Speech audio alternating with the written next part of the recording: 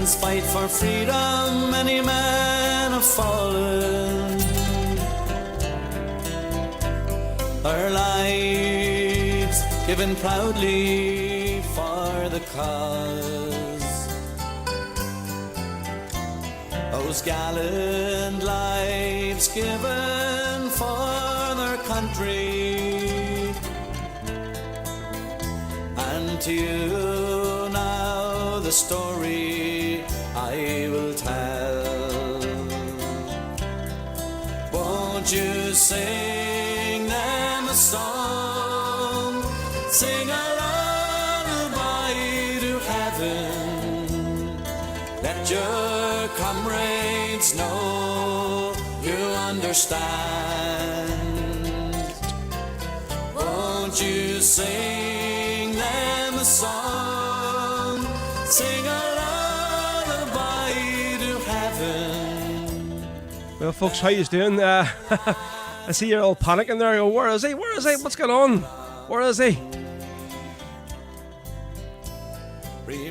So my apologies, folks. To say I was just I was doing a wee sound check there with Bran Warfield. I was a bit late running down to the studio this morning, and had to just get him in the studio in the backstage there and do a sound check, make sure everything's working, and it is all grand. So I've been down here from 1:45, so I didn't go anywhere. I know you're probably all freaking out, CSR. So yeah, my apologies, folks. Yep. So I can see his logo. Where is he? Where's he going? I've no alarm clock today. Right, yeah, we'll jump in with the theme tune, folks, and then we'll be ready to go with the today's show. Here we go.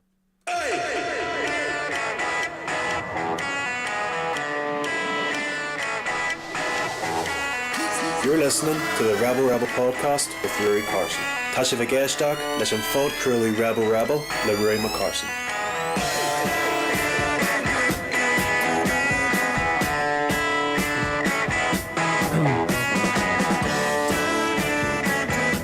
So, folks, yeah, you're very welcome along. Thank you very much for joining me this afternoon. A wee bit late, so maybe we'll. And now, listen, Marty, I've just seen I cannot definitely not go a extra half hour of the day because I need to be out of here at 4 o'clock sharpish this afternoon. So I do. So I'm sorry that the day I need to be gone. So I'll get the extra half hour and maybe next week or something. So we'll so yeah, folks, you're welcome along. This is Rebel Sundays on the Rebel podcast with myself, Ro, and I say the reason there was a wee run behind there was I was doing a sound check with Bran Warfield, the legendary Bran Warfield, folks, of the Wolf Tone, just going to be on the show today. And I say it came as a bit of a surprise during the week. I wasn't planning on having a guest today, so I wasn't. Obviously, it was just going to be myself today, but I got the phone call during the week, and Kieran, Bran's son, reached out, and he's going to be on the show today, so I'm over the moon, and know all users are as well. So, folks, if you can please share the stream for me. If you're watching on Facebook, please share the stream. If you're watching on YouTube, copy and paste the link, and you can share it in any of your social medias. Also, if you're watching on Twitter, please retweet the stream for me if you can. It'd be much appreciated. Right, so Joe, jumping into the tunes, and the first thing I want to do is go do this here. Unless you may have seen me posting there last night or early this morning. It's my dad, Kevin. It's his 70th birthday today, so it is. So there he is, big happy 70th birthday, my dad, Kevin Carson, who's celebrating the big 7-0. So we're going to do a start off the first tune for him. Is one of his favourite songs, Christy Moore, Viva la Quita Brigada. So this one's spicy for you, Da. But of Christy Moore, and this one's recorded live in the legendary Barlands. Love playing this version of the song. It's usually the only one to do. So this one's spicy for Da on his big 70th this afternoon. And 10 years before I saw the light of morn, a comradeship of heroes was laid from every corner of the world can sail the 15th International Brigade. They came to stand beside the Spanish fleet to try and stem the rising fascist tide. Franco's allies were the powerful and wealthy. Frank Ryan's men came from the other side. Even the olives were bleeding as the battle for Madrid had thundered on. Truth and love against the force of evil, brotherhood against the fascist love. Viva la Quinta Brigada, no pass around the pledge that made him fun. a crier on the hillside. Let us remember them tonight. Bob Hillard was the Church of Ireland pastor. From Killarney across the Pyrenees he came. From there he came a brave young Christian brother. Side by side they fought and died in Spain. And Tommy Woods at 17 died in Cordova. With the Vienna he learned to hold the gun. From Dublin to the Via del Rio, where they fought and died beneath the Spanish sun. Viva la Quinta Brigada! No pass around the pledge that made him fight. Adelante is a crier on the hillside. Let us remember them tonight. And the Irishman heard the call of Franco, joined Hitler and Mussolini too. A propaganda from the pulpit and newspaper had dug the field to gather up its crew. And the word came from the church support the Nazis. Then at last they failed again. The bishops blessed the blue shirts down in Galway as they sailed beneath the swastika to Spain. Viva la Quinta Brigada! No pass around the pledge that made him fight. Adamante is a crier on the hillside. Let us remember them tonight. And this song is a tribute to Frank Riley. It's Conway and Vinnie Cody too. Peter Daly, Charlie Regan and Hugh Bonner. John Many died and never fear. Danny Boyle, Leslie Brown and Charlie Dundee. Liam Tomlinson and Jim Strady from Short Strand. Jack Nelty, Tommy Patton and Frank Conroy. Jim Foley, Tony Fox and Dick O'Neill. Viva la Quinta Brigada! No pass around the pledge that made fun. Adelante is the crier on the hillside. Let us remember them tonight. Viva la Quinta Brigada! Let us remember them tonight. Viva la Quinta Brigada! Let us remember them tonight. Yeah, the legendary Christy Moore there, folks, with Viva la Quinta Brigada, live from the Barlands in Glasgow. It's a venue the Wolftones are going to be in next weekend, so it is. So yeah, we're going to be talking about it the other day with Bran Warfield. So there's still some tickets available, folks. If you want to get yourself there, massive gig as always with the Barlands in Glasgow, especially when the Wolftones are playing. So yeah, that one there was especially for my dad, Kevin, who's celebrating his 70th birthday this afternoon. So big happy birthday there. Big 7-0, there you go. Right, so we'll just see who's jumped in today. Well, most of the people that aren't giving me abuse anyway for being late this afternoon. Right, so let's see, jumping in first, Marty Kane's on YouTube, Derek Delaney on YouTube, Marty, Jim McCaff is watching on YouTube as well, Stevie Holbrook is on YouTube, Martin Heaney, let's see, I also have Terry Craney, afternoon, and everyone wherever you all are, Ro, same yourself, let's see, Valerie Delaney is in as well, Damien Damo Dalton listening on Facebook today, Ray Callahan in Dublin today listening on YouTube, Scott Temperley is watching today from over in Scotland on Facebook, Maura Burns, how you doing, Maura over in Republican Cope Bridge, Ronan McDonald up there in Derry, how you doing, Ronan, what's the crack, Celine is on. Actually, Celine is actually on before me today. That's a turn up for the books, isn't it? Jesus, we're usually slagging her, going, "Where are you? You're not out of bed yet." But she says she's going to make an effort this year to get on time the show.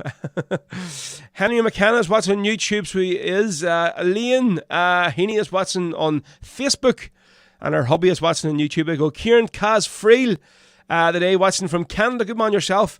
Geraldine Call, how you doing, Geraldine? Listening in on Facebook. Connie Baker, who's watching on Facebook today as well. There's the lads from Saoirse Promotions. What is the crack? Happy days for having you on. I don't see Beaver on today. Where is he? Louise Dornan is watching on Facebook. This makes me want another Sunday sesh. Anthony Hart is watching as well. I see. Right. So Derek is saying, Rogue, to please play Las Malvas Argentina for Carlan, Joe, Ram, Terry and Val by the Wolf Tones. Well, listen, that one there, it's not on the playlist today. I've got 3 Wolf Tones songs that I'm going to play. So and probably 2 you might expect to play, and 1 definitely not expect to play.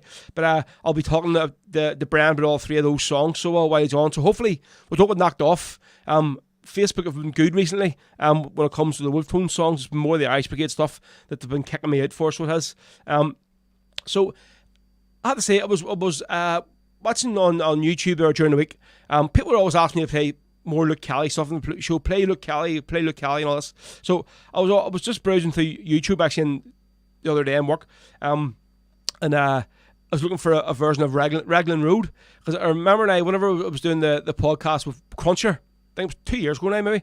That was the first song he picked. He says it was his favourite all-time song. It was the song that made him get into music. So it was the Luke Kelly version of Raglan Road.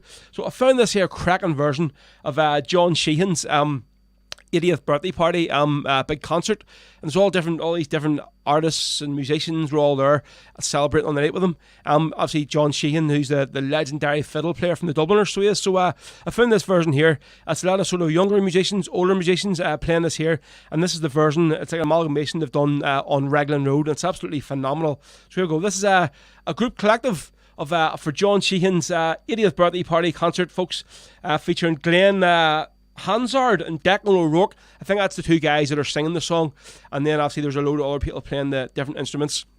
So yeah, folks, it's Rebel Sundays. Don't forget, 2 o'clock we're going to have the legendary Bran Warfield live on the show, folks, today. There you go, Bran Warfield. What a turn up for the books. I think we're going to sing a song that Luke made famous. Luke met Patrick Kavanagh in a pub off Grafton Street one day, and Patrick Kavanagh said, "Listen, Luke, you're the one to sing this song. The air is the dawning of the day." And the name of the song is Raglan Road. And it's wonderful for me to see a whole new generation of singers like Glenn and Declan taking up the legacy that Luke left us and continuing it on in their own fashion.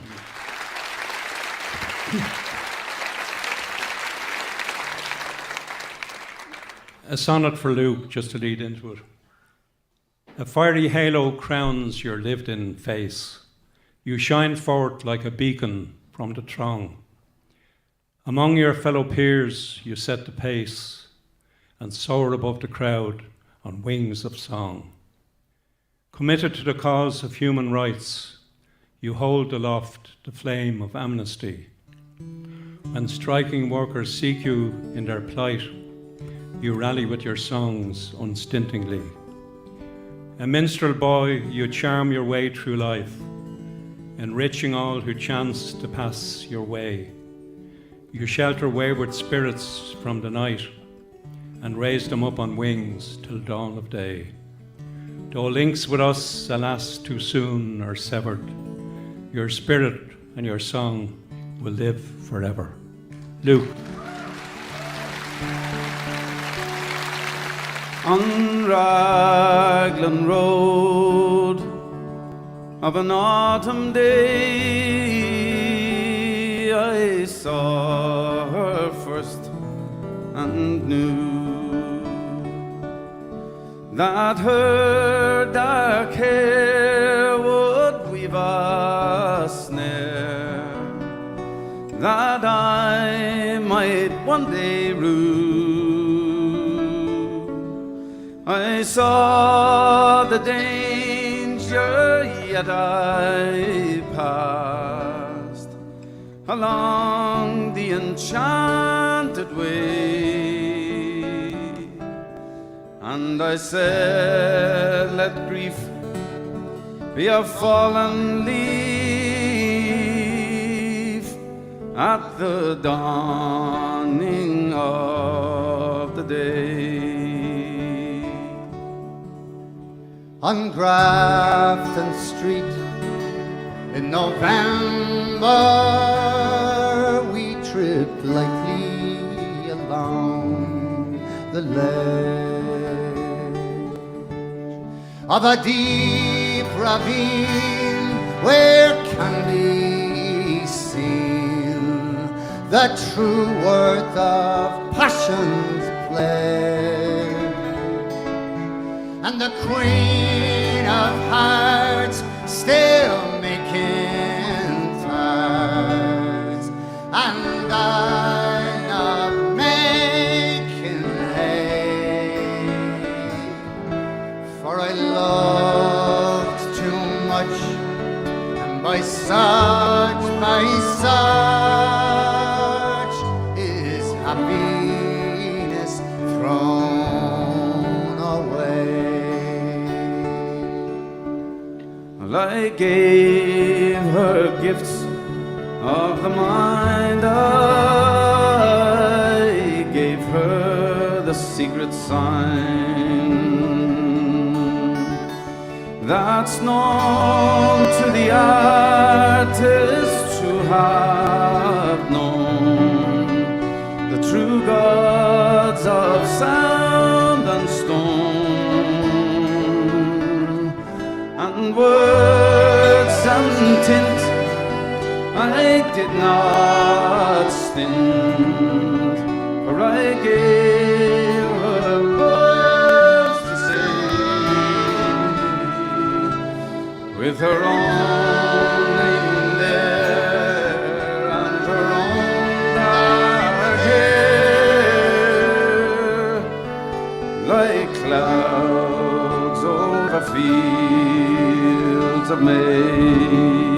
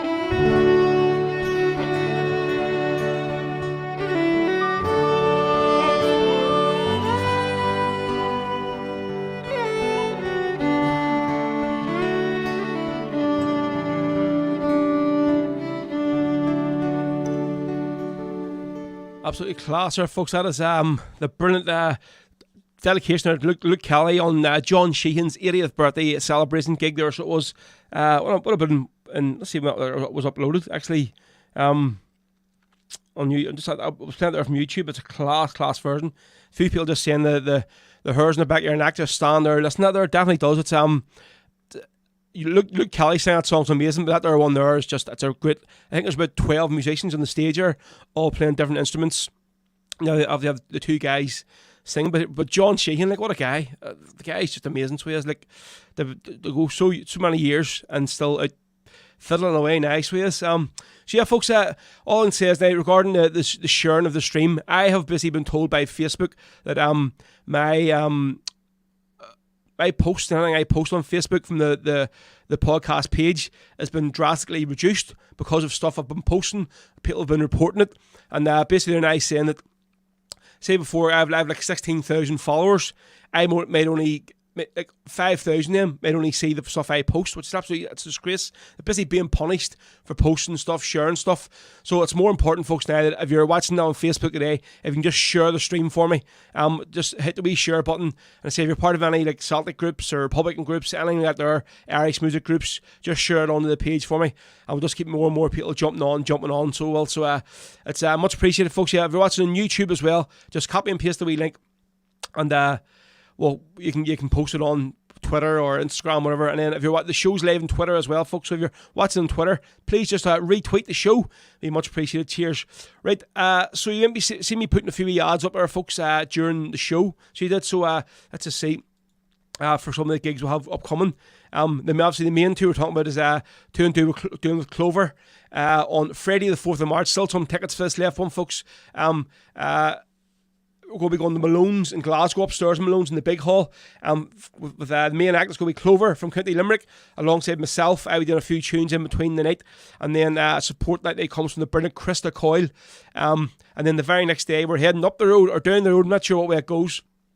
I'm sure somebody could tell me. We're going to Liverpool at the Irish Centre on Saturday the 5th of March. Again, Clover's going to be headlining the gig alongside myself. And then support that night comes from the great Kathy Carter, brilliant Scouse rebel Irish singer from Liverpool.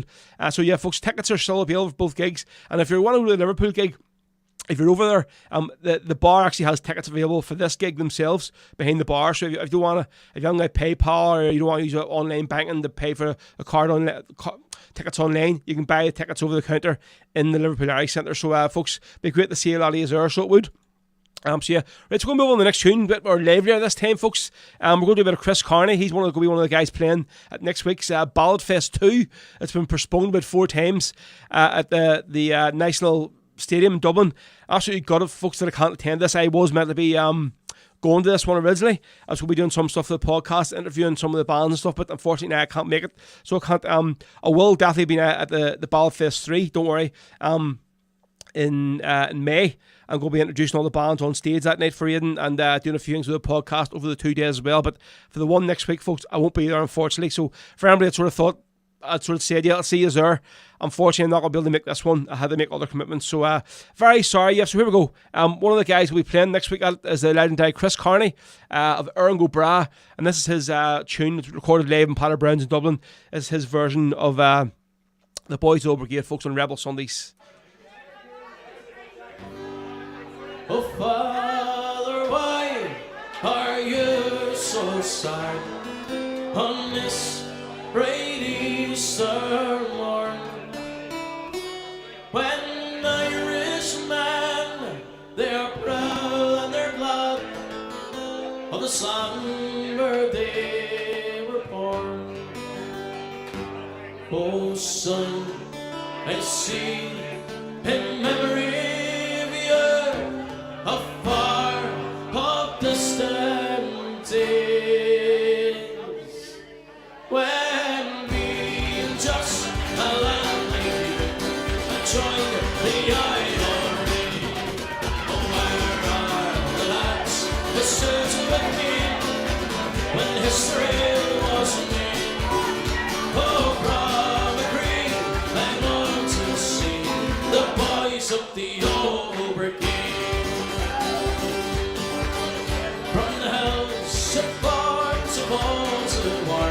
Was heard by one and all, and from the glen came those brave young men, just to answer Ireland's call. Echoes long ago we faced a foe, the old brigade and me, and by my side we fought and died, so that Ireland she might be free. Where sisters with me when history was made. I'll probably agree, I want to see the boys of the old brigade. Oh, armoured cars and tanks and guns came to take away our sons. Every man must stand behind the men behind the wire. Through the little streets of Belfast in the dark of early morning, British soldiers came running, wrecking little homes with scorn. Parents saw the crying children, driving fathers from their bed. Watch the single helpless mothers, watch the blood pour from their head. Armored cars and tanks and guns, it came to take away our sons. Every man must stand behind the men behind the wire.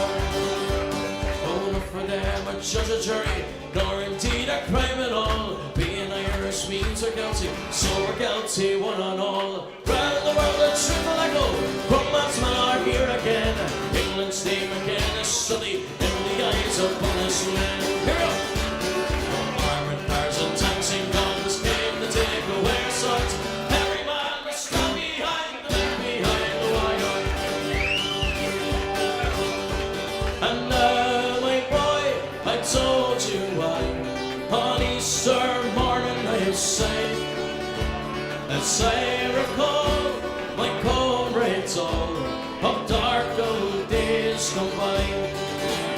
sure I think of men who fought St. Glen with rifles and hand grenades.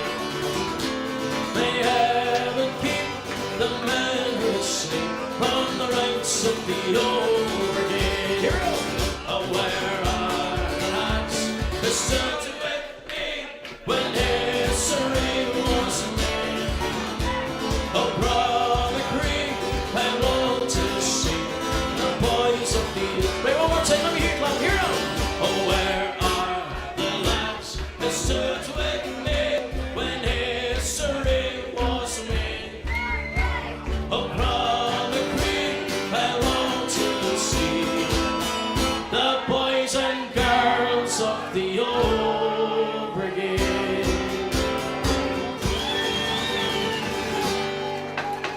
On you go.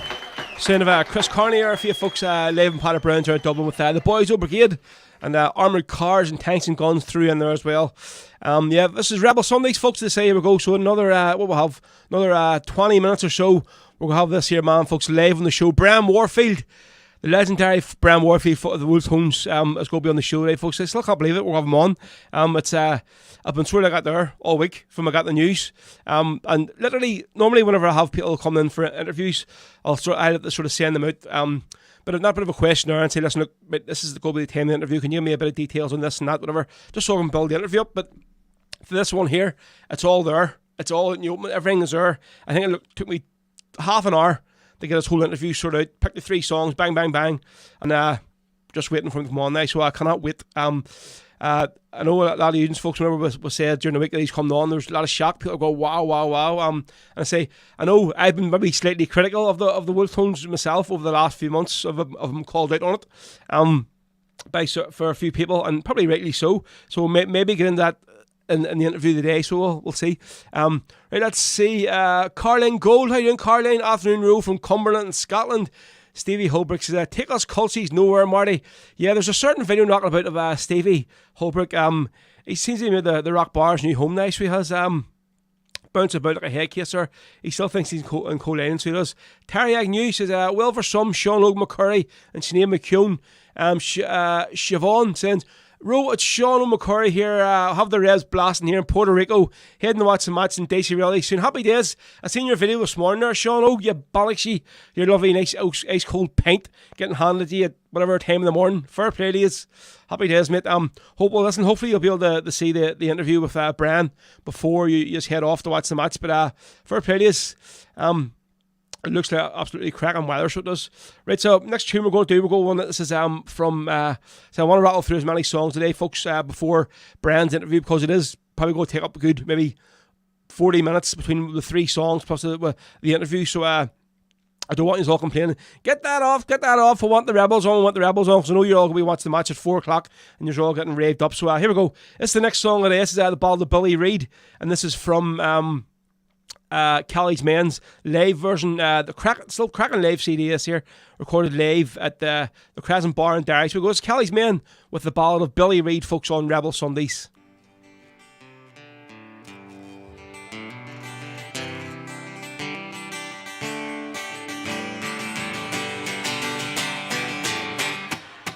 Well, I'll sing you a song of a terrible wrong when the flags, they all flew at half-mast.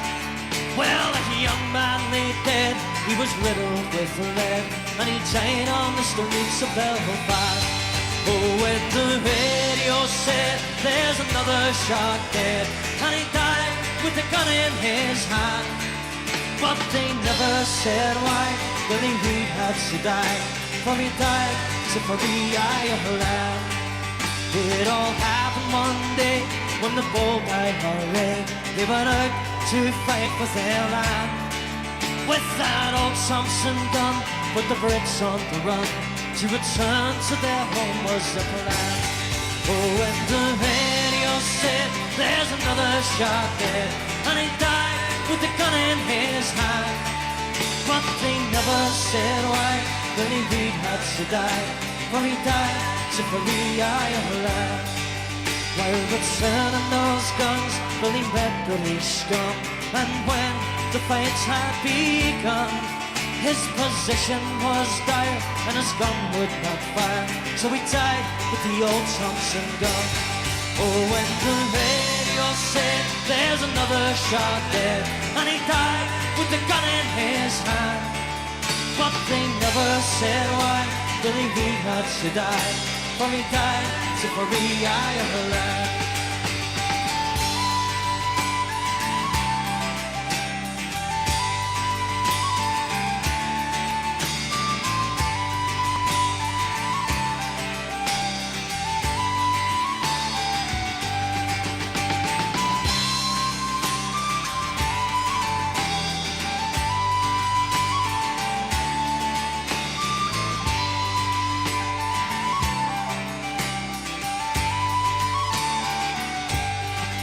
And although he lay dead, he was kicked in the head by the hair, sure they drags him around.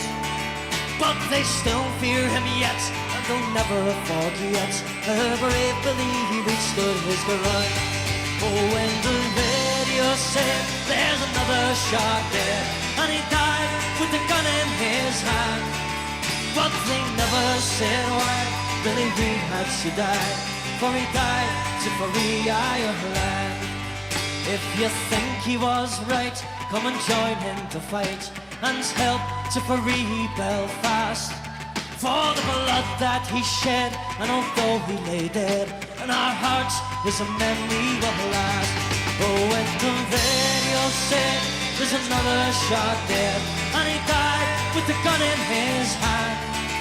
But they never said why Billy Reid had to die, for he died to free Ireland. Oh, when the radio said there's another shot there, and he died with the gun in his hand. But they never said why Billy Reid had to die, for he died to free Ireland. No, they never said why Billy Reid had to die, for he died to free Ireland. On the boys, you're having Kelly's men. Thank you. Absolute class. There's the ball of Billy Reid recorded live in Derry. Ciara Griffin, Ciara, what's the crack, row? Can you play Highland Paddy, please, by Emer? Just on, so hopefully you haven't played it yet. No, I haven't played it yet. So I'm sure I can probably fit that in this afternoon at some stage. But make sure you remind me again, because you know what I'm like with songs.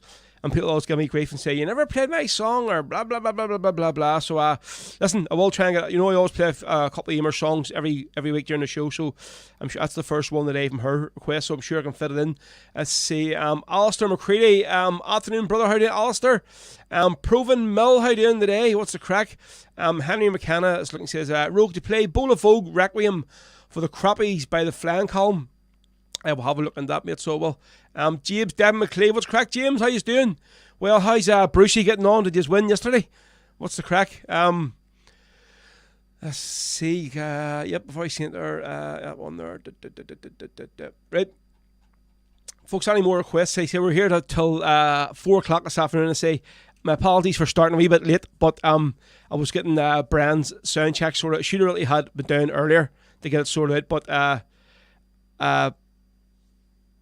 a few things come up in the house and I couldn't get down as I wanted to.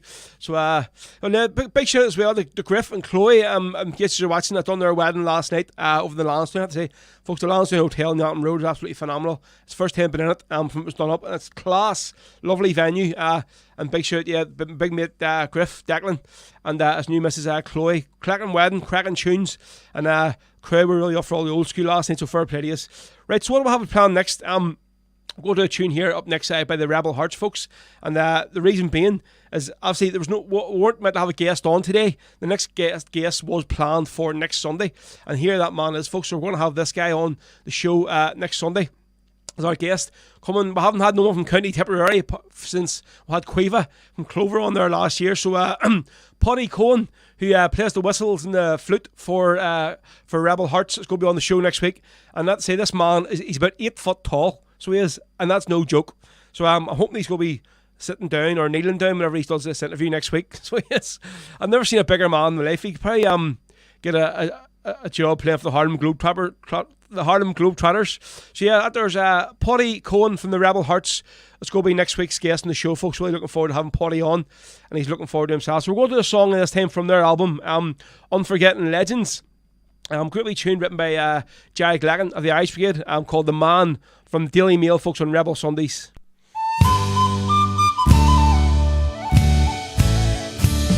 Oh, well, Ireland is a very funny place, sir. It's a strange and troubled land. All the fellas there in the IRS, sir, and the girls in coming along. Every doggy's got a tri-coloured ribbon tied firmly to his tail, and it wouldn't be surprising if there be another right, says the man from the Daily Mail. Hey, every bird upon my word is singing yo-ho, I'm a ho-ho. Every hand it's said is laying hand grenades over there, sir, I declare, sir. And every cock in the barn there stops singing the trying for Sinn Féin.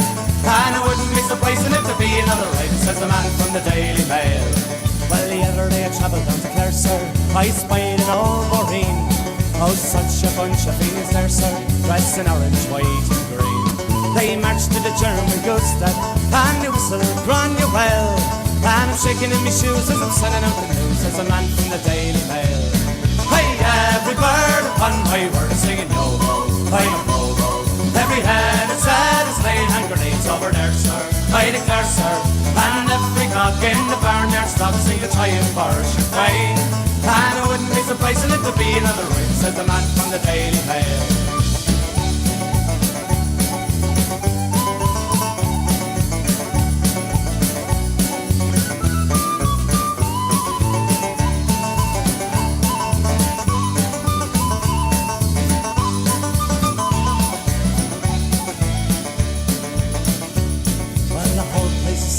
Sedition, it's Sinn Féin through and through. All the peelers there joining local units, and the password Sinn Féin too. Every doggy's got a tri-coloured ribbon tied firmly to his tail, and it wouldn't be surprising if there be another writing, says the man from the Daily Mail. Hey, every bird upon my word is singing yo-ho, I'm a provo. Every hand is said is laying hand grenades over there, sir, I declare, sir. And every cock in the barn there stops singing trying for Sinn Féin. And it wouldn't be surprising if there be another right, says the man from the Daily Mail. Oh no, it wouldn't be surprising if there be another right, says the man from the Daily Mail. Oh! On the tip, there you go. This is the man from the Daily Mail from the Rebel Hearts, from their album Unforgotten Legends, folks. This is Rebel Sundays with myself, Ro, on the Rebel podcast. We're here at 4 o'clock this afternoon. Again, folks, if you're just jumping in, please share the stream for me on Facebook. We'll get as many people watching the show today. Coming up in another 10 minutes, we're going to have the legendary, and don't say that word lately, but legendary Bran Warfield, folks, frontman, fountain member of the Wolf Tones, from the very, very start. It's going to be on the show, on my show, folks. I think it just goes to show you how far this show has come over the last year or so from doing it. Obviously getting Derek on last Easter Sunday was just phenomenal. So we've had loads of other guests in between, personal favourites of mine, some maybe lesser well-known ones. But this today is the pinnacle for me. So it is. So just slightly nervous, I have to say. So when I'm doing this interview with Bran, and I maybe blubber away and talk gibberish, that's the only reason, even though I'll have the interview right in front of me. But I'm just a wee bit nervous, so I'm sure you'll forgive me. Yeah, so Stevie was looking at me to play My Old Man's a Provo. That's the track that Stephen was playing last week in the rocker when he was bouncing about like a real culture. Now there's a culture saying, you know, when somebody says this here, that they're definitely, where did he say it? Stephen Holbrook, and just pitch you with your boots and hat battling in your mum's scullery. What's a scullery? A kitchen? Who says scullery? So I suppose that definitely is a culture thing. It's definitely not a Belfast thing anyway. You only ever hear culture saying it there. You'll be fine. I'm sure it will be. Right, so what do we have lined up here next? I'm just checking. Right, so Kira, yeah, so we're going to do this one next, and then we're going to do the first of the Wolf Tone songs that we'll have planned for the day, and then I'm going to have Derek on the show. So Kira Griffin asked me for this one earlier on. She was looking for a bit of Emer McLachlan So this is Emer's track recorded live in the Rock Bar that Stevie has been well accustomed to now. So he has, so here we go. This is Highland Paddy, Emer's version of it, especially for Ciara, who asked for it there a few minutes ago. And Marty Kane, listen mate, no, I haven't got a chance to listen to that wee tune yet, so maybe I'll get a listen to it and maybe get on the show next week. But don't worry, I do plan to, mate. They get it on, don't worry. And here we go. See, Scullery, them Wawas living a sheltered life, Marty. What Wawas? Jesus Christ. Well, here, it's better being called a shafty, so it is. That's what I'm normally called by everybody, boys up in Bailey's. So it's, yeah, big shafty. So I suppose somebody who comes in Castleblaney, somebody in Belfast, M's is a shafty, you know where it comes from anyway. But here we go. This is Emer with Highland Paddy, spicy for Ciara. And after this one, we're going to do the very first Wolf Tone song of the show. Just prior to getting Bran. There we go already. See, there's my Wolf Tone's head coming on. Prior to getting Bran the show. Here we go. Jesus. Folks, this song I'm going to do next is a Kilkenny song. We'll do it for Mick down there.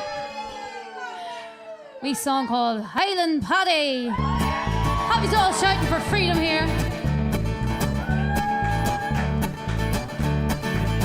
One evening fair, the sun was shining. To Kilkenny, I'd ride, I'd meet with Captain Brady.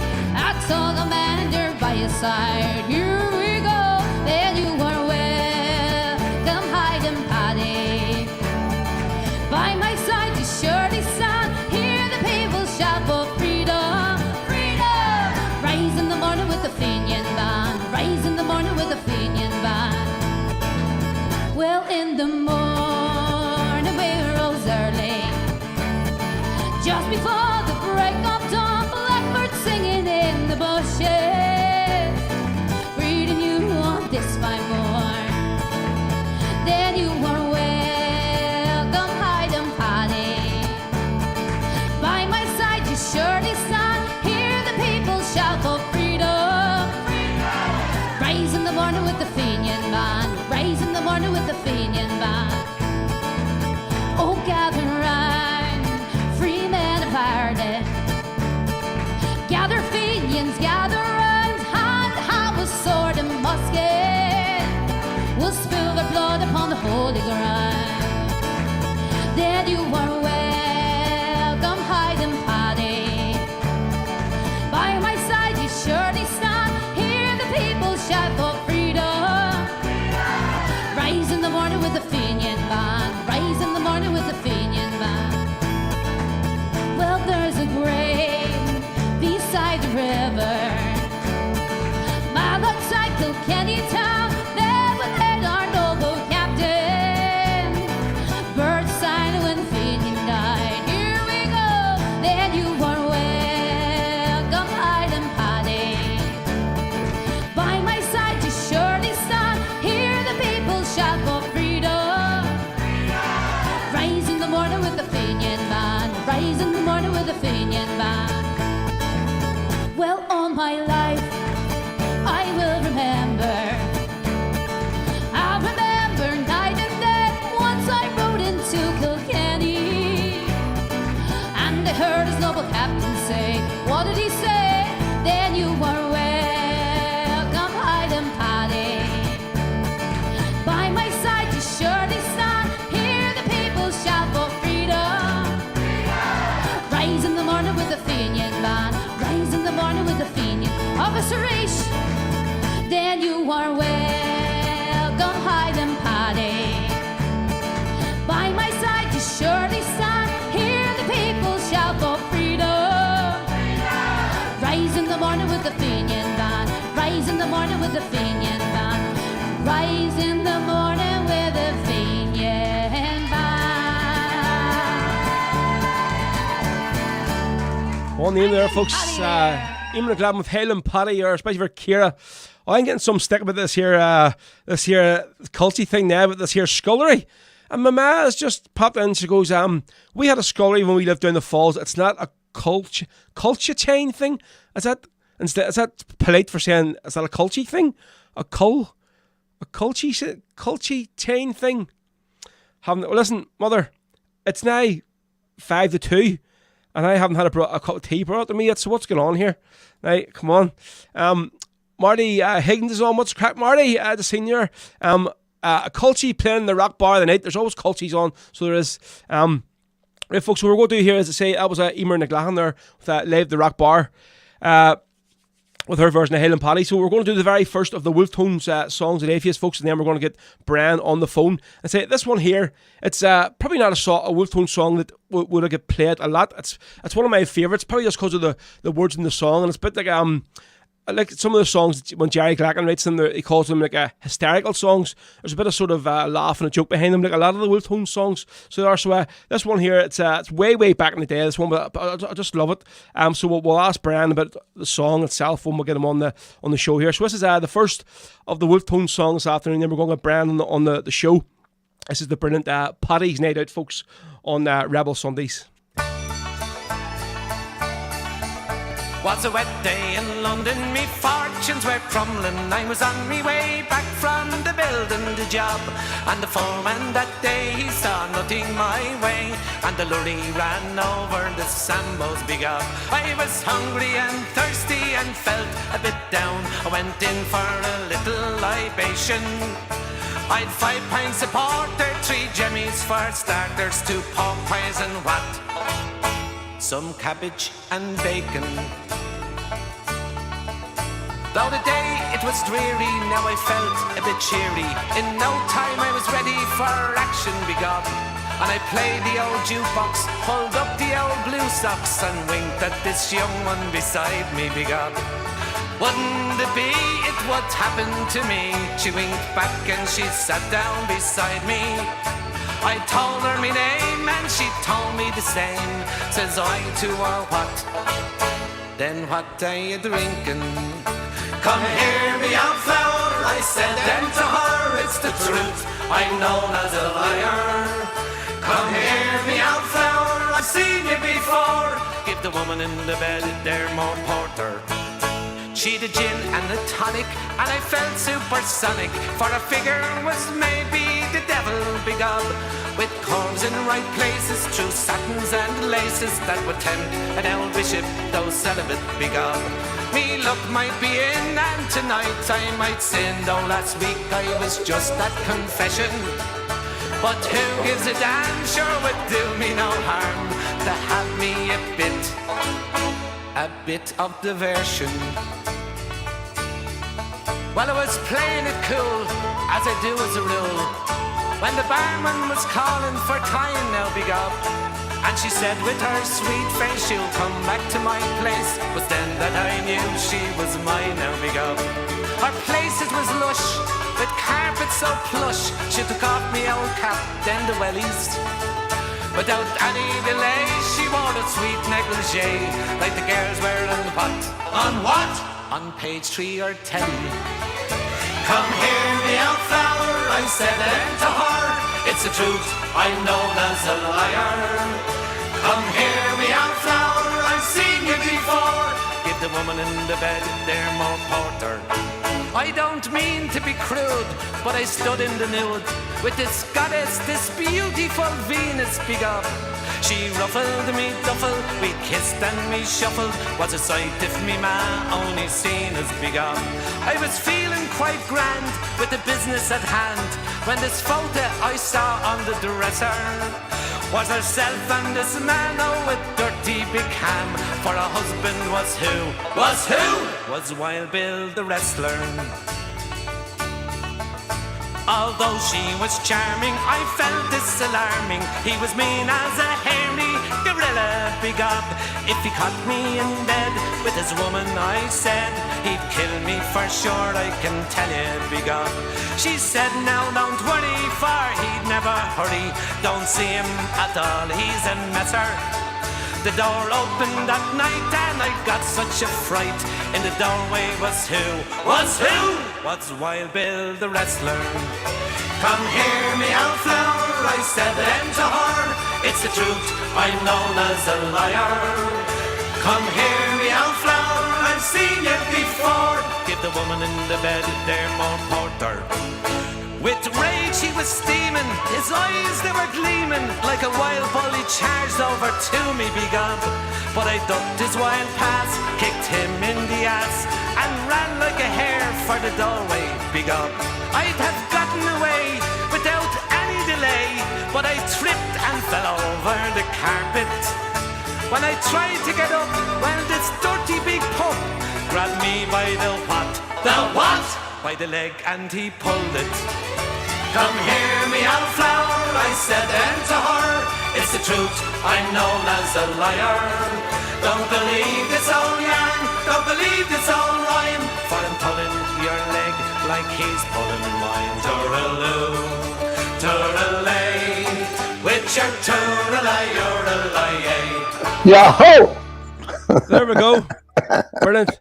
That is Bran Warfield, folks, with the lead singer there on the Wolf Tones, with the brilliant Paddy's Night Out. So, Bran, it's great to have you on here today, mate. Thank you very much. Thank you, Rowan. Thank you for having me on there. I had to say, so it's sort of a wise man sort of once said you should never meet your heroes, right? Because basically by fear of being like rejected, or in my case, probably making like a bumbling idiot out of myself while talking to you. So I'll try not to do that today, okay, mate? So obviously I'm going to try not to come across as a bit of a fanboy, Bran, but it's going to be hard, right? So obviously now I'm sort of, see right now, I'm sitting here totally in awe, and like obviously I hope you don't mind me saying this here, but the last time I was sort of having this sort of feeling interviewing somebody was when I had your brother Derek on the show last year on Easter Sunday, and it was a great interview. But obviously the first show, or sorry, the first song we played there was the brilliant Paddy's Night Out. So tell me this here about that song. Was that is that based on a true story, or is that like one of your own past sort of ventures, or what was it about? Like, I wish it was. It's a made-up story, Ro. And you know, I worked in London for a year, and we emigrated. I was only a young man, and you know, I grew up with all the Irish, you know, around London, and the characters around London, and all the fellas from the building works and all, and the stories that went around. And I enjoyed listening to the old guys telling their stories, this, that, and the other. And you know, so with all that experience, I decided to write a song about the Irish Navy having a good night out in London. And actually, so wouldn't do that, would I? Yeah. So I invented that story. And yeah, like at the end of the day, Wild Bill the wrestler was the fella, but at the end of the song of theirs, I'm pulling your leg like he's pulling mine. So it's only a joke at the end of the day. Yeah, yeah. But when I was writing that, I was breaking my heart laughing at it, because I was having great fun writing it. And, you know, it's not too well known out there, but that's why I picked that song for us. There's so many big songs could play throughout the day. I mean, there's such a vast, like, so many array of songs you've done, but that one, it's a bit comical. So I think it was a good wee song to start the show off with, you know, and say it's not a song anybody even covers, or you never hear anybody sing it, you know what I mean? It's just a nice wee feel good song. So it is. Yeah, it's a little hidden gem. Yeah, definitely it is. Right, so obviously I'm going to be asking you a few questions today that sort of hopefully have not been asked over and over and over. I know you do lots of these things, and I followed your podcast with Kieran as well, which was fantastic. It was great to listen to all the past stories. So it was from the very first album right through. So it was great. Obviously I'd be driving the lorry, and it got me through the day, so I listened to the podcast. So it was great. So obviously we're going to move on here. So look, myself and so many other people I've sort of spoke to and interviewed, their very, very first introduction into any sort of traditional rebel or Irish music was from yourselves, because you've been going that long. So obviously, see when you first started it, yourself, Derek and Noel, after pre sort of Tommy coming on board, did you sort of think that come like 2022, you should still be out selling out concerts at this time of your career? Like, I don't think so, Ro. You know, the way it happened for us, and I say this with all sincerity, you know, we contrived nothing, and as time went on, like we got a record contract when we were very, very young, and that was going back to 1964, and we got a 5-year contract with Fontana Records. Yep. So that was a great opening for the Wolf Tones, and you know, that was long before the Troubles in Ireland. But we were going up and down to Belfast and everything else like that, and got to know lots of people, and played the Ulster Hall there after Ian Paisley had one of his meetings, Never, And that never, was never. my, Yep. yeah. He used to hold his meetings there in Ulster Hall. And so I, you know what I mean? I was beginning to get knowledge and obtain knowledge about what it was like to be in Belfast and how they felt and how the Irish Catholic people, nationalist people felt about it. So when the civil rights movement came on, I just said to myself, I'm going to make it, my future to help the people of Belfast and the people of Northern Ireland as best I can, because their story, their story was, you might say, subdued in the 26 counties. You know what I mean? Yep. Yep. Allowing, they weren't allowing that story to get out. It was people felt, that well, if the story got out, we might be militant down south and, join IRA and all kinds of things. We are very intelligent people and we knew how to approach it. So the civil rights movement came up and I, I and everybody else in the group, we all went fully behind it. So as things unfolded across the Troubles, I mean, I've written many songs about it because I felt a huge injustice, to the Irish people. The problem of partition, the problem of gerrymandering, the problem of the exclusive way they treated the nationalist people in the north, and that bothered me. And I Yep. said I'm Yep. going to do something about that, and that inspired many songs, and I was glad to do that over the years. Now, because we did that, we got blacklisted from radio and all Yeah. kinds of Sure. things like that. Because once again, they didn't want the story out there, and they tried to hide that story, which really, was a crime against humanity, as far as I was concerned. So, out I lashed and wrote those many songs, about, Sean Downs and the plastic bullets and the March of Born Turnit, which is Children of Fear. Um, there was many songs that I wanted to do and let the people of the world know. Now, we were very popular in America going back, our first trip was 1966. So we were playing out there to a great Irish American audience. We did many of the big halls all over America. We were going on 8-week tours and all kinds of things. So there was a one-sided story that came across to America from mainly from London, who controlled the media across the world. Yep. Whatever Yep. was said, it was their point of view that got out. So to counteract that, we had to go out there and tell the story Tell of the story and what yeah, was actually happening. Yep. Yep. and in song and bring another side of the story to the world. Now, I think that was very important. And when I wrote that song, Joe McDonnell, I wanted to get that because I was over there at the time and I was hearing things like terrorists being used against Irish people all the time. And we knew that was an unjust Yep. termination for the Irish people who were fighting for survival, who were fighting for justice in Ireland. So that had to be got across to the world. And, that inspired the chorus of Joe McDonnell. And you dare to call me a terrorist while you look down your gun. When I think of all the things that you had done, you had plundered many nations, true, divided many lands, very true, terrorized the people, very, very true. You ruled with an iron hand, all truth, True. no Yeah. lies, no nothing. And Sorry, we're going to actually get into that. So, that's one of the songs I planned on playing, right? So we'll get into a bit about Joe McDonnell a bit more in the interview. But see, going on. Obviously, when you first started off, it was just yourself, Derek, and Noel. Shortly, obviously, Tommy then came on board. But I mean, I can't think, even envisage the Wolf Tones now without that iconic voice of Tommy Byrne. Like, so I mean, at the start, how long were you using this going as a 3-piece before Tommy actually came in? Like. well, we had two different people there before Tommy came in. And going back to 1964, Easter 64, I came back from England. I was, as I said, I was working over there, emigrated there. I was there for a year. And we met Tommy at a flag show in Elphin, County Roscommon. And Tommy was a, lovely, great singer, but he he sang in a duo with Derek Scanlon, another guy, and we had another guy with us. We had two different people, in fact, before Tommy. We had a guy called Philip Woodnut, and we had another guy called Liam Courtney.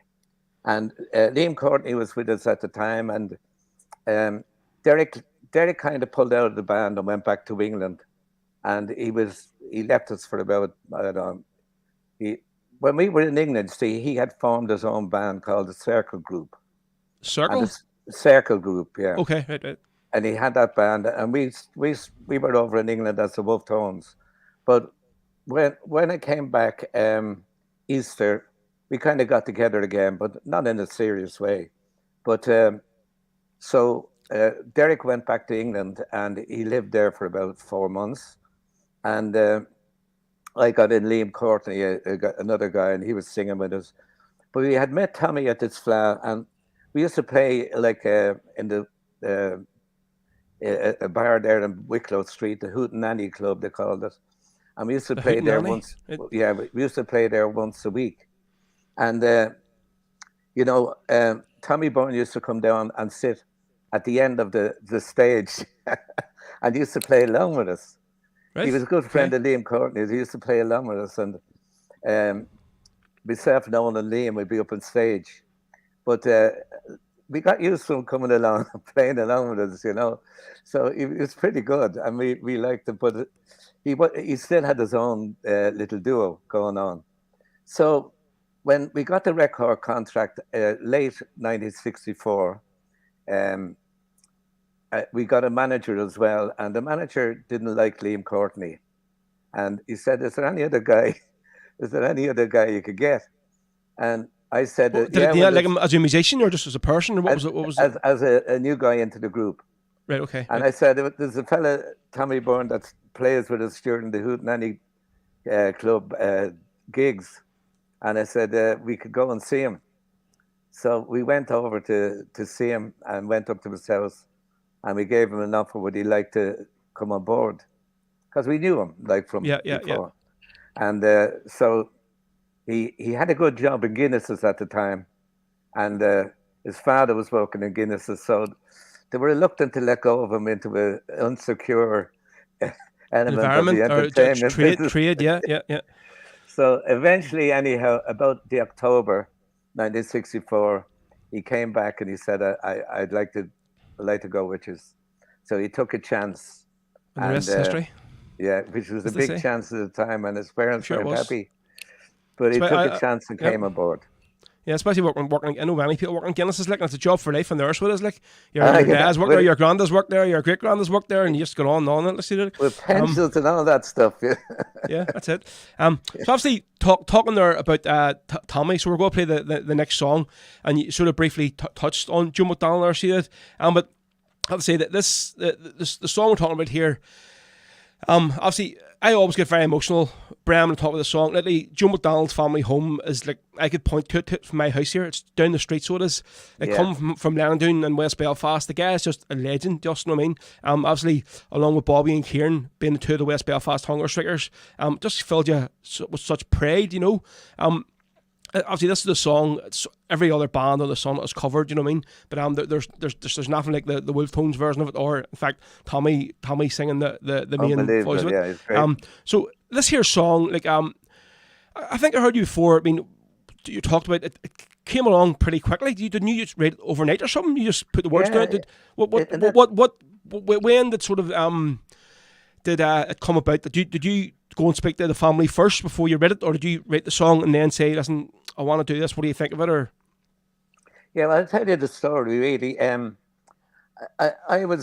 came back from a gig. I can't remember where it was, and I had the radio beside me, Bell. So after getting back late, probably 2 or 3 o'clock in the morning, I'm still in bed, and the 9 o'clock news came on, and it was the story of another hunger striker, and I was just, I have enough of this. So I got up out of bed anyhow, and I grabbed a guitar. We had a spare guitar in the bedroom. I grabbed it and started singing what I thought was the story. And so I'm walking around like a madman around the. I was very angry at this stage that Yeah. nobody cared, and nobody, how he was in at the time, Thatcher was in at the time, and nobody cared, and it was like, oh, so what? And so I said, no, I have to do something about this. So I wrote the song, and by 12 o'clock that day, that song was complete. And I, held on to the song and kind of refined it a little bit, and you know, uh, re-recorded it, and I wanted to bring it out and everything else because the purpose of the song was to encourage people to understand the whole hunger strike thing and to do something about it. I didn't want Yep. any more dead, so I we kind of gave the song, and there was a kind of reluctance within the band uh, to stop it. No, we'd be seen to be cashing in on this and everything else. I said the reason not to cash in on it is to let people know the truth of it. So anyhow, we had a bit of an argument about it, and it never came out. But about we were making an LP about a year later, and I said I want Joe McDonnell on this, and I said before we do it, I'm going to meet with the family to see what they think about it, Yep. because I didn't want the family to be upset every time they heard the song. So I met Goretti down the Gresham Hotel in Dublin. She came down, we had a coffee or whatever. We had a little chat about it. I gave her a tape recorder, cassette tape at the time was the way Yep. the Yep. way forward. So I gave her a tape and I said, look, play for the family. If you don't like it, you're feeling hurtful about anything there, let me know and we won't bring it out. But Yep. if you want to go out there to the world, I would gladly let it out. So she went back to Belfast, and I met her about 2 weeks later. And I said to her, well, what do you think? What do you think about the song? What does the family think? She said, they all love it. And he said, if you don't bring it out, I'll shoot you. I'll shoot ye. Yep. True And West I met Belfast style. I'll shoot ye. yeah, shoot you. And I met her there a while ago. Did you mean that?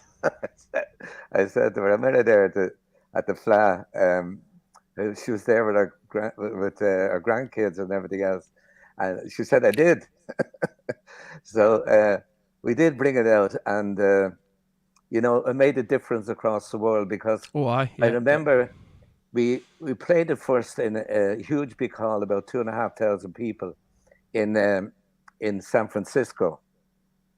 And I remember one of my friends was up there on tour with us, and he went up to do the lighting, to advise the lighting guy Oh, for the stage. Yeah. Yeah. Yeah. who's singing and who's not singing and blah, blah, blah.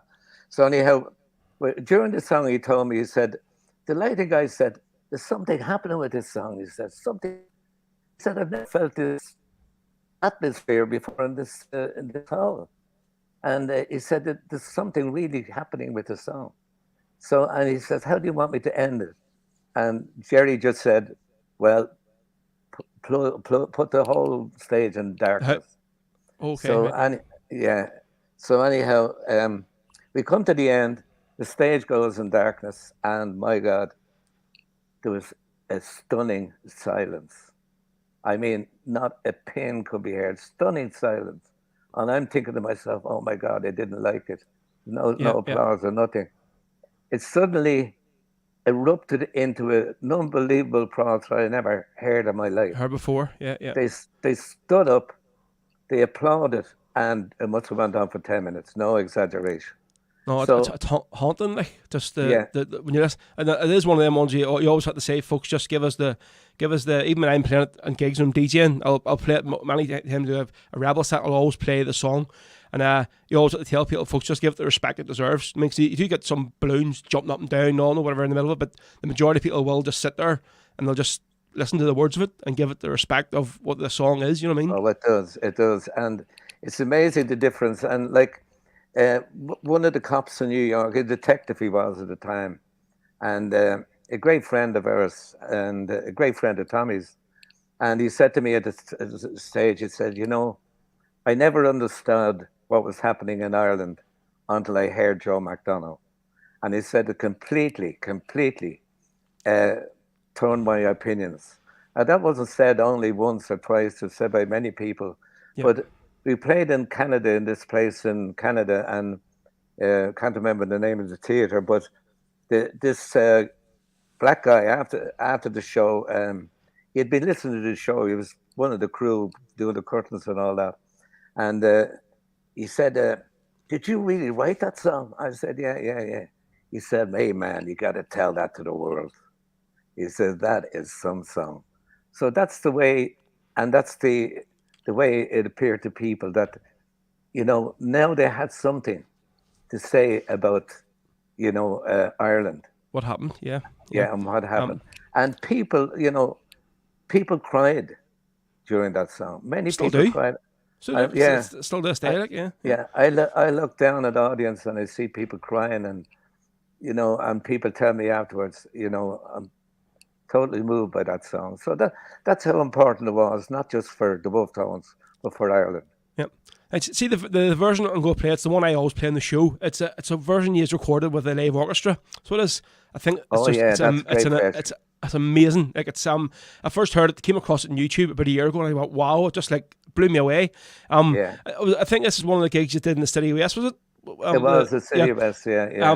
So obviously, the only time I've seen this before, like this sort of setup, was when Aslan recorded their Live in Dublin CD at the Vicar Street with a full orchestra. And like Christy Dignam with that orchestra was just amazing. It just set his whole voice off. So see, like, prior to this here, did you have to do much rehearsals, reasons or anything, or did they just obviously they didn't just land in the night and go right to here? There's the notes, play away to the band, like, you know what? We did rehearsal the day before with the orchestra, because the orchestra very expensive for them to get together, and so we did a rehearsal with the full orchestra the day before. And we did the rehearsal on the morning and afternoon before the show. So we are well rehearsed, because it's a very difficult thing, because the orchestra will be very regimental to the dots and everything else like that. So, you know, they're not following you. You're trying to sit in with them. Yes. So it is difficult. No, I think it suits that song in particular so well. With the violins and stuff and all. It's a beautiful version, so it is. So listen, folks, we're going to put Bran on me for a second, so this is the next song of the day's show, and then we'll finish the interview off once it's finished. So it lasts 7 minutes 18 seconds, but we'll say, I'm sure folks, you will give it the respect it deserves. So this is the Wolf Tones that was recorded live in the City West Hotel a few years ago with a brilliant concert orchestra. This is the Wolf Tones with the ballad of Joe McDonnell.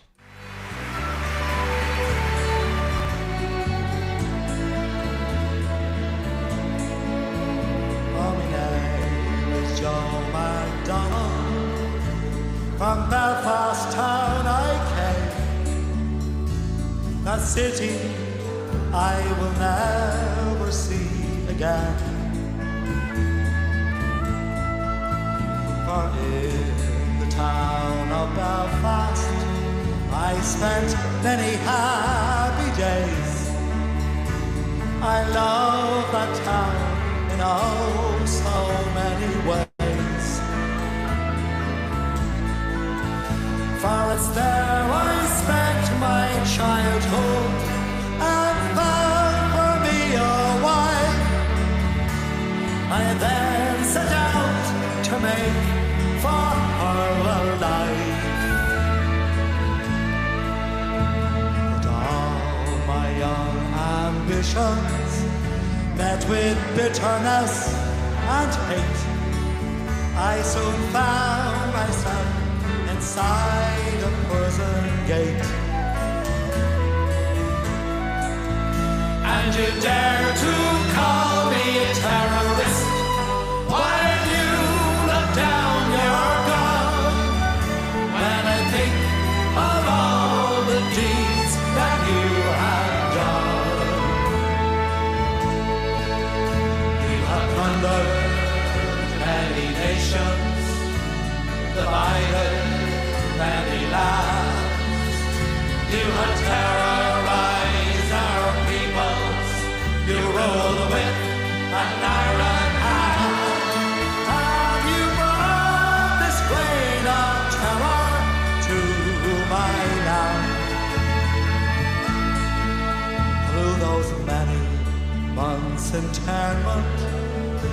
in the Maidstone and the maze, I thought about my land throughout those days.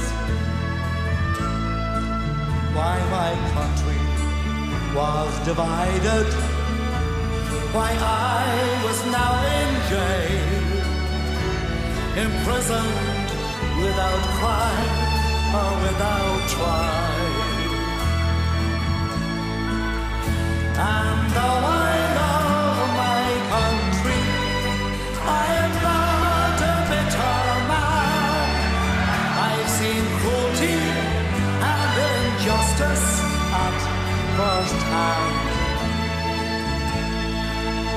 So then, one fateful morning, I shook both freedom's hand.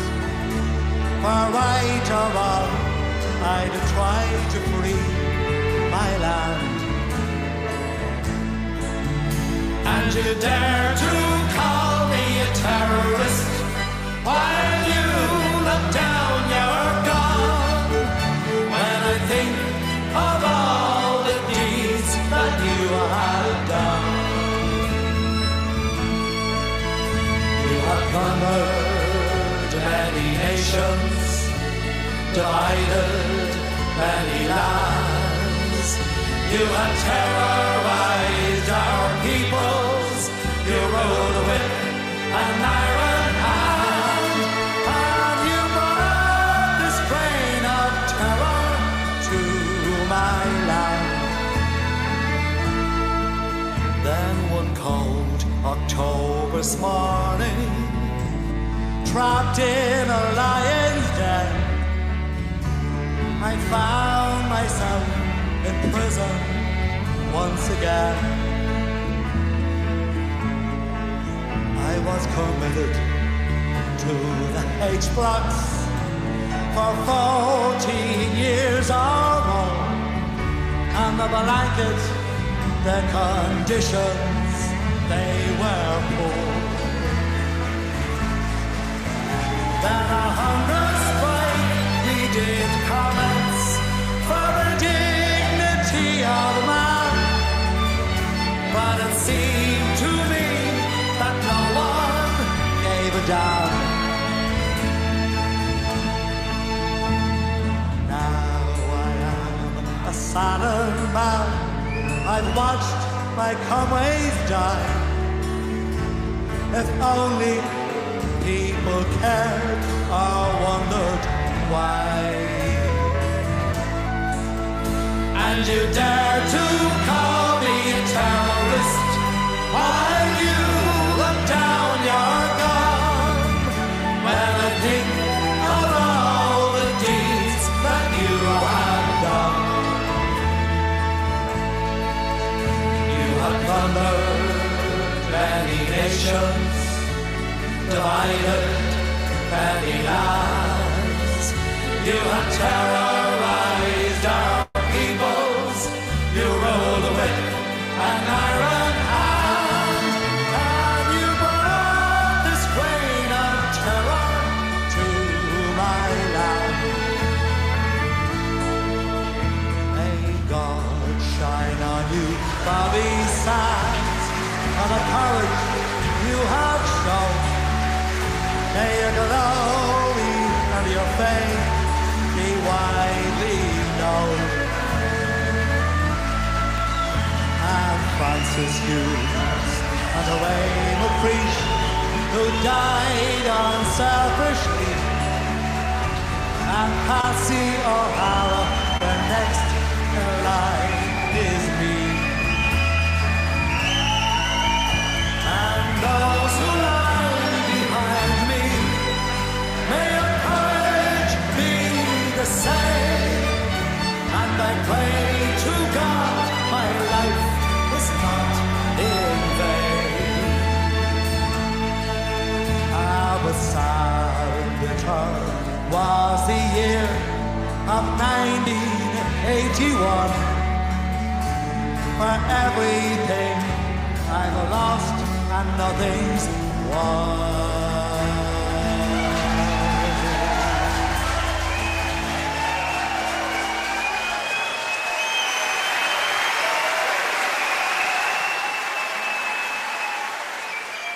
Absolutely class there, folks. I'll say somehow we've lost Bran midway through the song there. He was sitting backstage and he just disappeared off the screen. So I've been trying to get him back here, Swan, but God's sake, I don't know what's happened. I don't know if his internet connection went off or something, whatever, or just while the song's playing there, he just disappeared. So I've been trying to get on to Kieran here to get him back, so hopefully we can. So listen, we'll play an RV song for you, folks. Say the comments during the, didn't want to read them out, but the comments during the show are great there during the interview. But listen, I'll go play another song here now, and hopefully during this here I'll either get Bran back on or I'll be able to phone him. But his phone's turned off as well, so it's just one of these things, folks. It seems to happen. It's internet connections, and all was good in my end, like you've seen, obviously, with the interviewer. Actually, hold on, I'm coming through now. No, I thought I seen the screen shaking there. Right, so we're just going to try and figure out, we'll pick an RV song here to do for you. Let's see, we'll maybe do a bit of Kathleen Largy, so we'll, and this one, let's see what we're going to play. We'll play Our Lads in Crumlin Road Jail, so we'll, and hopefully during this one we'll get Bran back on the show. So the interview was going great there, so it was, but this is internet for you. Some reason he just disappeared off the screen. Which is unlucky. So we'll do this one here. Kathleen Largy here in the flying column with Our Lads in Crumlin Jail. And I say during this we'll hopefully get Bran back on.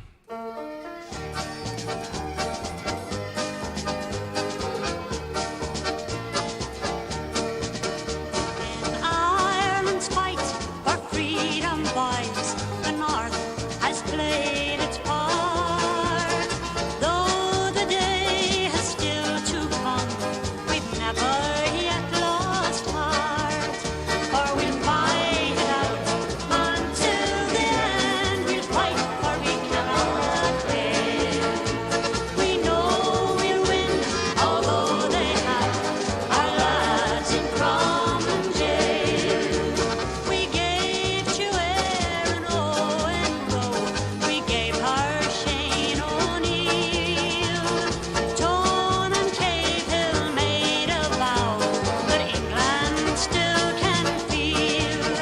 Joe McKelvey did not die in vain, he too drove on ahead. That's another reason why they keep our lads in Crumlin jail. Lately two great Ardine men, the Markets and the Falls, from Ballymurphy and Sharkstrand, they're inside those grey walls. No fear had they for raids or guns, and threats had no avail. And that's another reason why they keep our lads in Crumlin jail. Keep on the fight, you volunteers, for God is on our side.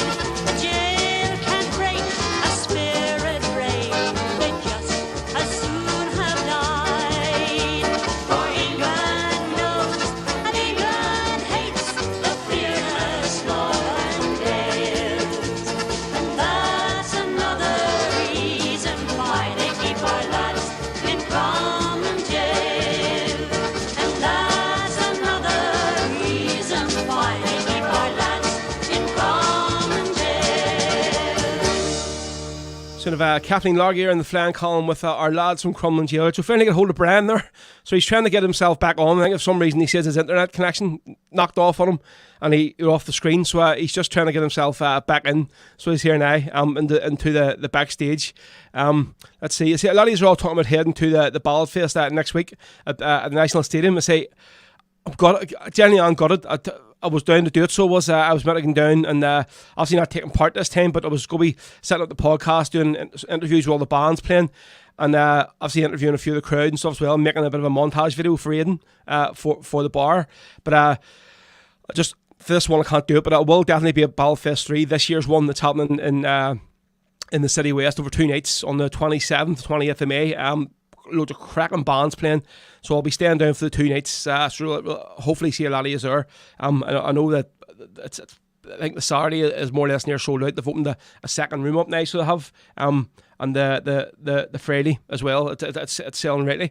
So I'm just waiting here to see if we can get Bran back in. Let's see. Right.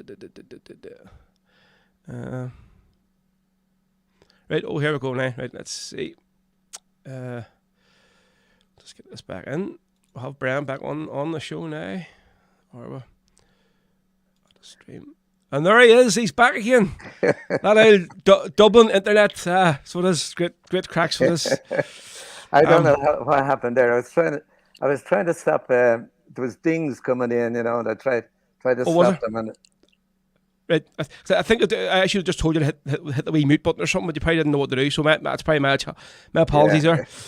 Right, so before we lost Bran there, we'll play the full concert orchestra version of Joe McDonnell recorded live in the City West. Absolutely fantastic version. So obviously, Bran, in early 2002, obviously not long after Derek parted company with the band, you were invited on to RTE on the Late Late Show, right?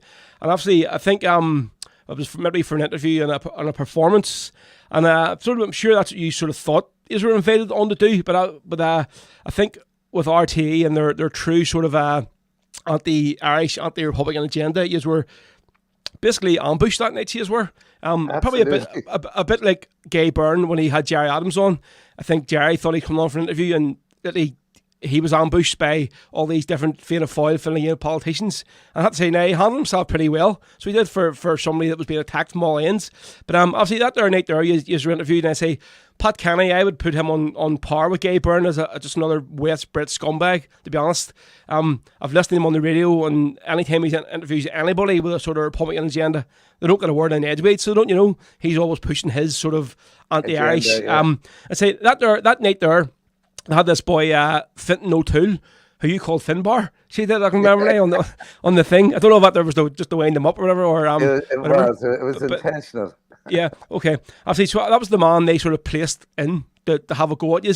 And obviously, they had a few well-placed sort of anti-Republican music journalists as well in the audience. So they threw a few questions in. So obviously, what were you expecting to take place that night that happened? I mean, were you expecting to just do the performance and then go down and have a wee interview about the band, or were you expecting to be basically what happened to you? Well, it started off with an article that was written by Finbar, or Fintan O'Toole, Aye. who thinks he's a know-all and everything, but thinks he's intelligent too.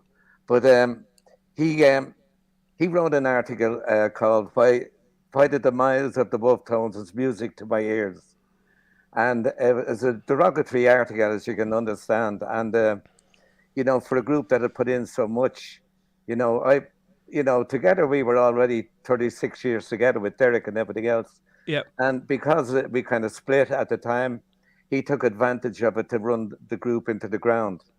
But a lot of people responded to that, and the Live Line show there with Joe Duffy took it up, and people were calling in and saying the article was total disgrace than the other. So they brought me onto that show, and then they brought Fintan O'Toole on.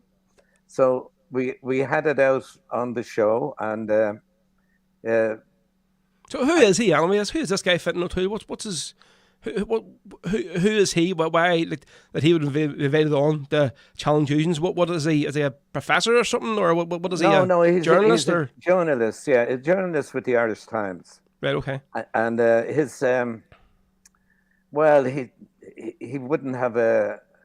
He was against everything, the peace agreement, all kinds of things like that. He was a total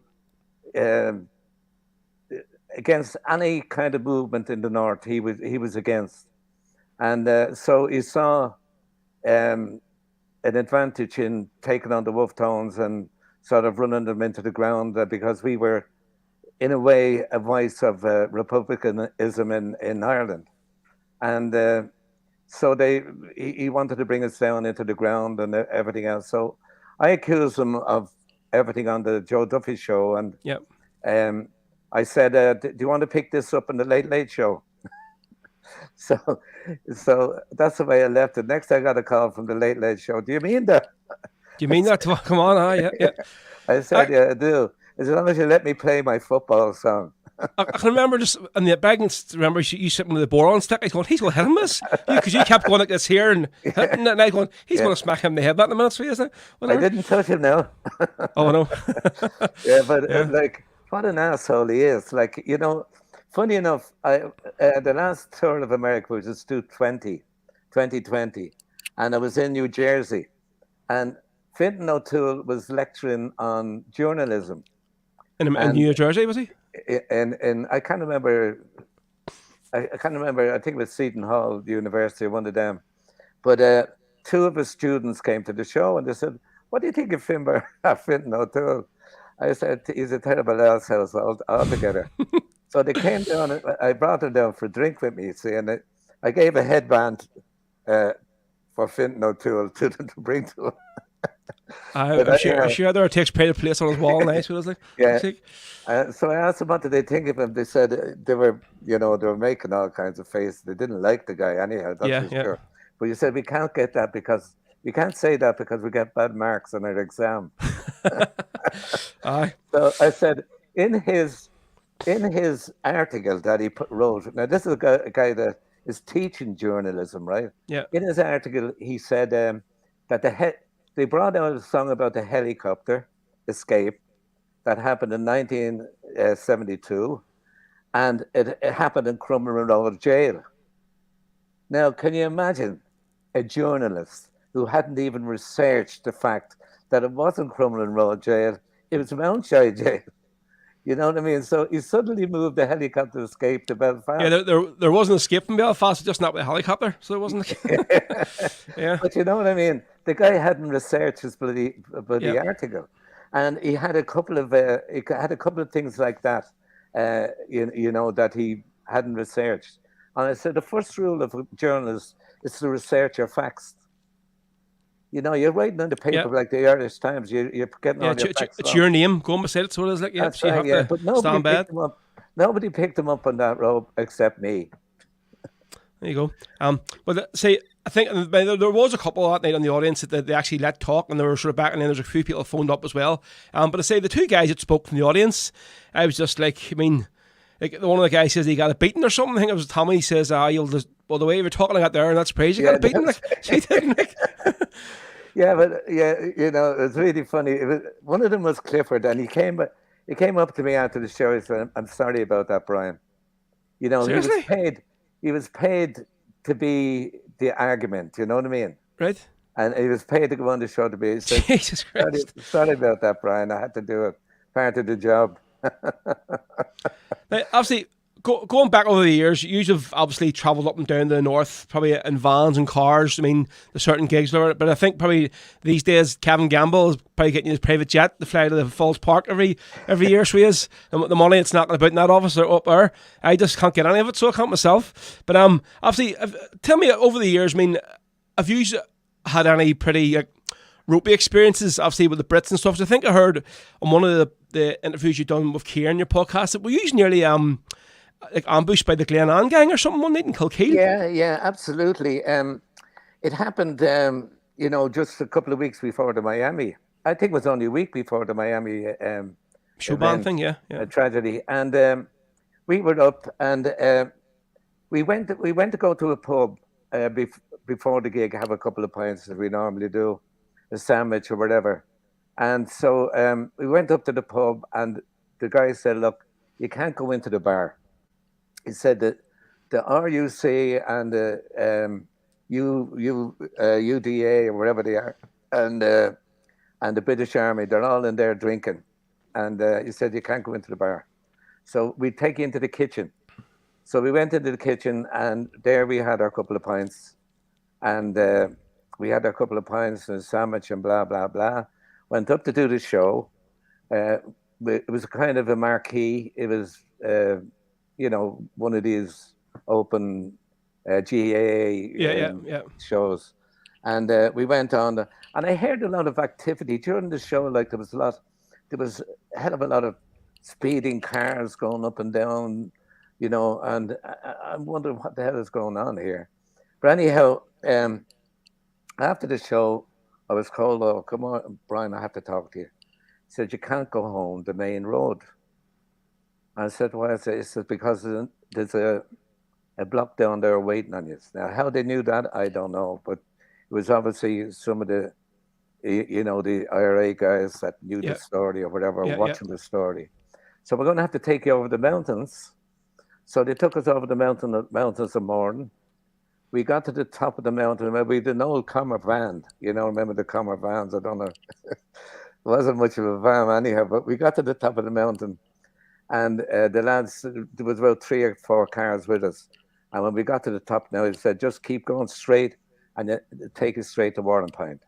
Well, I actually was on that road the other day. I was heading to Kilkeel, so I was, and the road was blocked heading to Kilkeel. And I'm the 40-foot lorry, right, so and the road was blocked heading out of Rostrevor, and I had to head up the big Spelga Dam up that the dam is, and see trying to go up that hill with 40 ton on a lorry. I was skidding and like it was a nightmare. So it was like it's a tough hill. But anyhow, the lads leave us, and we go on our merry way. But the van overheats, on the top of the mountain because it was struggling on the way up the mountain. So we had to get bog water. We had to pee into the things and everything else to try and fill it up again. We got down to Warrenpint and made our way then onto Newry. But our driver, Vincent Clare, if you didn't tell him to turn, he wouldn't know the chap. He thought all roads lead to Rome. And there's no Google Maps back then. So and he goes into Newry, but never turns for Dublin. Keeps going straight on. The Belfast. I'm in the passenger seat there, and I kind of open my eye and I look. I said, "Where are we going?" He said, "Dublin." I said, "I don't think this is the Dublin road." He said, "You're going to Armagh." I got there eventually. So anyway, we had to turn around, go back into Newry and back home to Dublin. We got him on the straight and narrow anyhow, and we got back. But the next day, I got a call from the office. Oliver Barry was our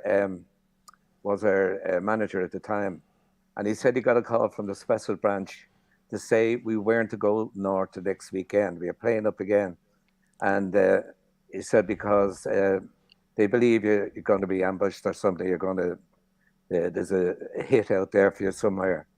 So we cancelled the gig. And the following Wednesday, I think it was, the Miami were caught. Now, why I believe it was the Glenanne gang, because they were all, there was 3 different types of people in that bar that night. There was UDR, there was RUC, and there was British Army. So it's definitely collusion there and somewhere, like along the lines, So they were organised, and then we get this word that not to go by the main road. So if you add 2 and 2 together, they were getting well oiled to do the trick, whatever they were going to do to us. Probably what they did to the Miami, they were going to plant a bomb and pretend the Wolf Tones were carrying ammunition or something like that. But it would have been the same thing. But it was a scary moment. After that, when the Miami were killed, and not many groups went north, but we used to go north in disguise all the time.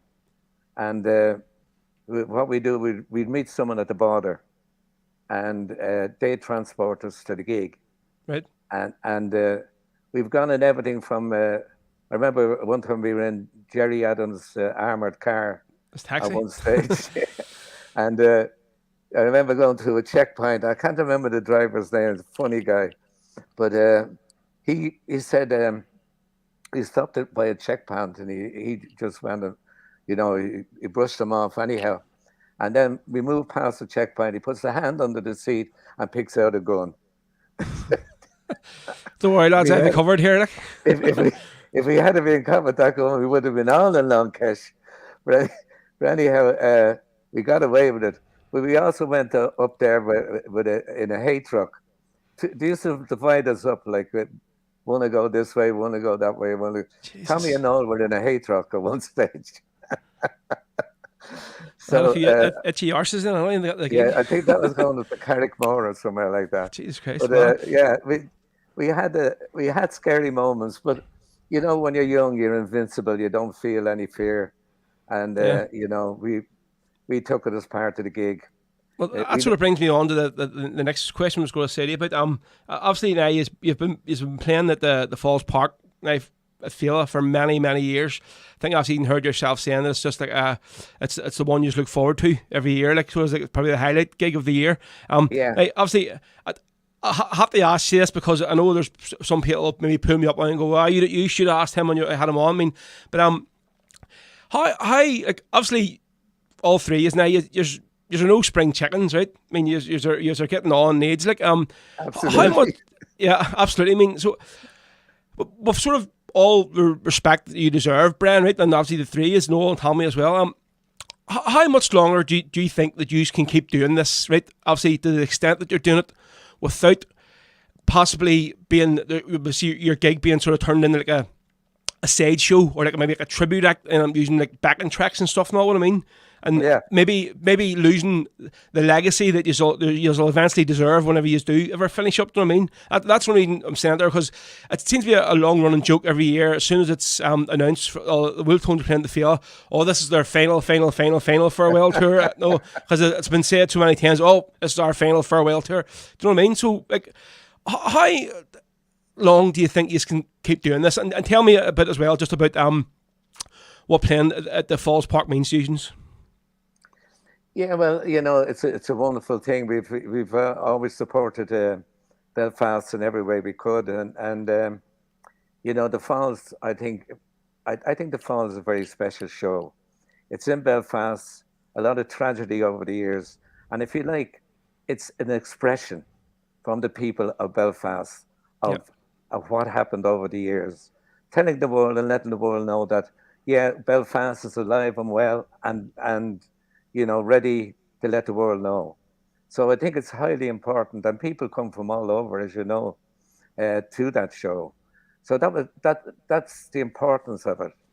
Over the years, now, I don't think there's any other, show that grabs people as much as the Fela. No. And I think the fact that every year on radio, I think they punch the Wolf Tones to death for singing songs. Oh, well, it's always the same thing. Every the Monday morning, you can guarantee it's the first thing on the Stephen Nolan show. Shock horror, Wolf Tones sing IRA song in the middle of West Belfast. Like you're going, like, what did you expect them to sing? Like Wagon Wheel? Like, you know what I mean? So that comes it's like a ritual. You know what I mean? Yeah. We come on to the show, they come on and slag the show and all that kind of stuff. But look, it's important. Now, I often said that people often ask me that question: how long are you going to go? I said, I'll keep going until Ireland is united. So whenever that happens, hopefully in my lifetime, people often ask me that. I say, when are you going to give up? I said, I'd rather die on stage than in a nursing home. But I think it's great. Obviously, you see the young people at it. It Falls Road, obviously, you usually can see it on the stage, and there's so many kids, like, I mean, and they're singing these songs, but one thing that really does annoy me, and it seems like it's a youthful thing. Obviously, whenever musicians are singing Grace, or any other band singing Grace, in the middle of it, they all start singing I will die, and you're going, don't, it's just cringeworthy. When I hear these kids all shouting this, you know what I mean? You're going, this song is about, you know what I mean? It's such a beautiful love song, and then people, give them their dues. They're only kids and all. And you're going, like, no, it annoys me. Like, it does. They're full of energy, Ro, and they like to interpret their version of it. I think it's it's they must express themselves as well, and I know, like, things like Celtic Symphony and all that kind of thing. They really latch onto and enjoy. It's their expression, and I have to say I don't mind it. I mean, we played for all kinds of people. We'll be over there in Scotland next week. We're in the Barrowlands. We're going to get on that now. Obviously, you have a couple of big. You'll find a very youthful following there as well, and also in Edinburgh it'll be the same. So, like, we go to London for 2 nights, and it'll be the same down there. It'll be a lot of young people, and I think the fact that the young people are denied their history in many ways, and they're denied the song on radio. So when they get an opportunity to hear their story, which it is their story, Yep. they want to get out there and express themselves. I think that's the importance of the Wolf Tones, in as much that we probably, were the only group telling the story of Ireland for a long, long time. I know it's generated a lot of other groups now who have, have the way paved for them, but they're out there, and I'm glad they are. And the Yep. more the merrier. It's great to see. And it's great to see young people taking up this story and doing the story. And there's some great little groups around the place. So I'm very proud of that, that we have, spawned a lot of activity around the Irish story. What's happening now? Yeah, so obviously we're talking now about I've got a couple of big gigs coming up. Talking about the Barlands. I think that they say it's the tape was recorded, the iconic 25th anniversary recording at the Barlands, Yeah. and I think that I don't know if there was any drunk at it, because all you see in the video is just like pints getting flung left, right, and centre during the whole video. It's just like just getting flung up in the air. Yeah. So when was the first time you played there then? Well, we had a long struggle to get into Glasgow in the first place. There was a lot of resistance to the group going into Glasgow. We had, I think for years, the Strathclyde police stopped us going in there. We had booked many shows and only to be cancelled by the police. Police, yeah. We used to go around Glasgow, like we played in Motherwell, and we got into the town hall there in Motherwell a couple of times. We had a show then in Edinburgh, and we were over in Australia, so we came back specially for the show in Edinburgh. We couldn't get into Glasgow, but we came over for the show in Edinburgh, and we arrived into London and then up to Glasgow. We went to bed to have a bit of a kip, whatever, before the show, and someone knocked on the door and said, "Brian, you have to come with us." I said, "What's going on?" He said, "They're trying to cancel the show." So it turned out that the police again in Edinburgh had done the same thing and cancelled the show. Now the show was sold out, but they cancelled it because, who we were and the name that they gave us. It wasn't, deserved or otherwise. It was just they had fear of the story of Ireland and what we were singing Being about. told, yeah. So anyhow, they cancelled the show. Like 2,000 people were disappointed. We got to play a show then in, I think it was in Greenock, and we got to play that a smaller amount of people. We played that I think it was on the Sunday night. And so they kept us out of Glasgow then for a long time after that. And, I complained to the Strathclyde police, and I asked them, I complained to our embassy as well. I said, why are we being stopped? Scottish groups can come to Ireland to play along and everything else. I said, we're going to Scotland and people are standing in our way. So I complained about it in a letter to our embassy. I complained about it to the Strathclyde police. And I said to the Strathclyde police, I said, why are you stopping the Wolf Tones? I said, well, we have to put on extra security. And I said, well, if the Scottish group comes to Ireland, we have to put on security. My tax money is paying for that. Yeah. You know what I mean? I said, that's the duty of the police. Yeah. I said, in my estimation, you don't need to put so many people there. Because in my estimation, what they were doing is antagonizing the situation. Yeah, more than anything, yeah. And I just left it, and people are going for a good time. They aren't going to rap, everybody. You know what I mean? They were piling on police. There'd be like 3 or 4 van loads of police coming in on the night. I said, you know something? We've never had trouble at our shows. I said, I'm on this plane around the world, I said, for 34 years.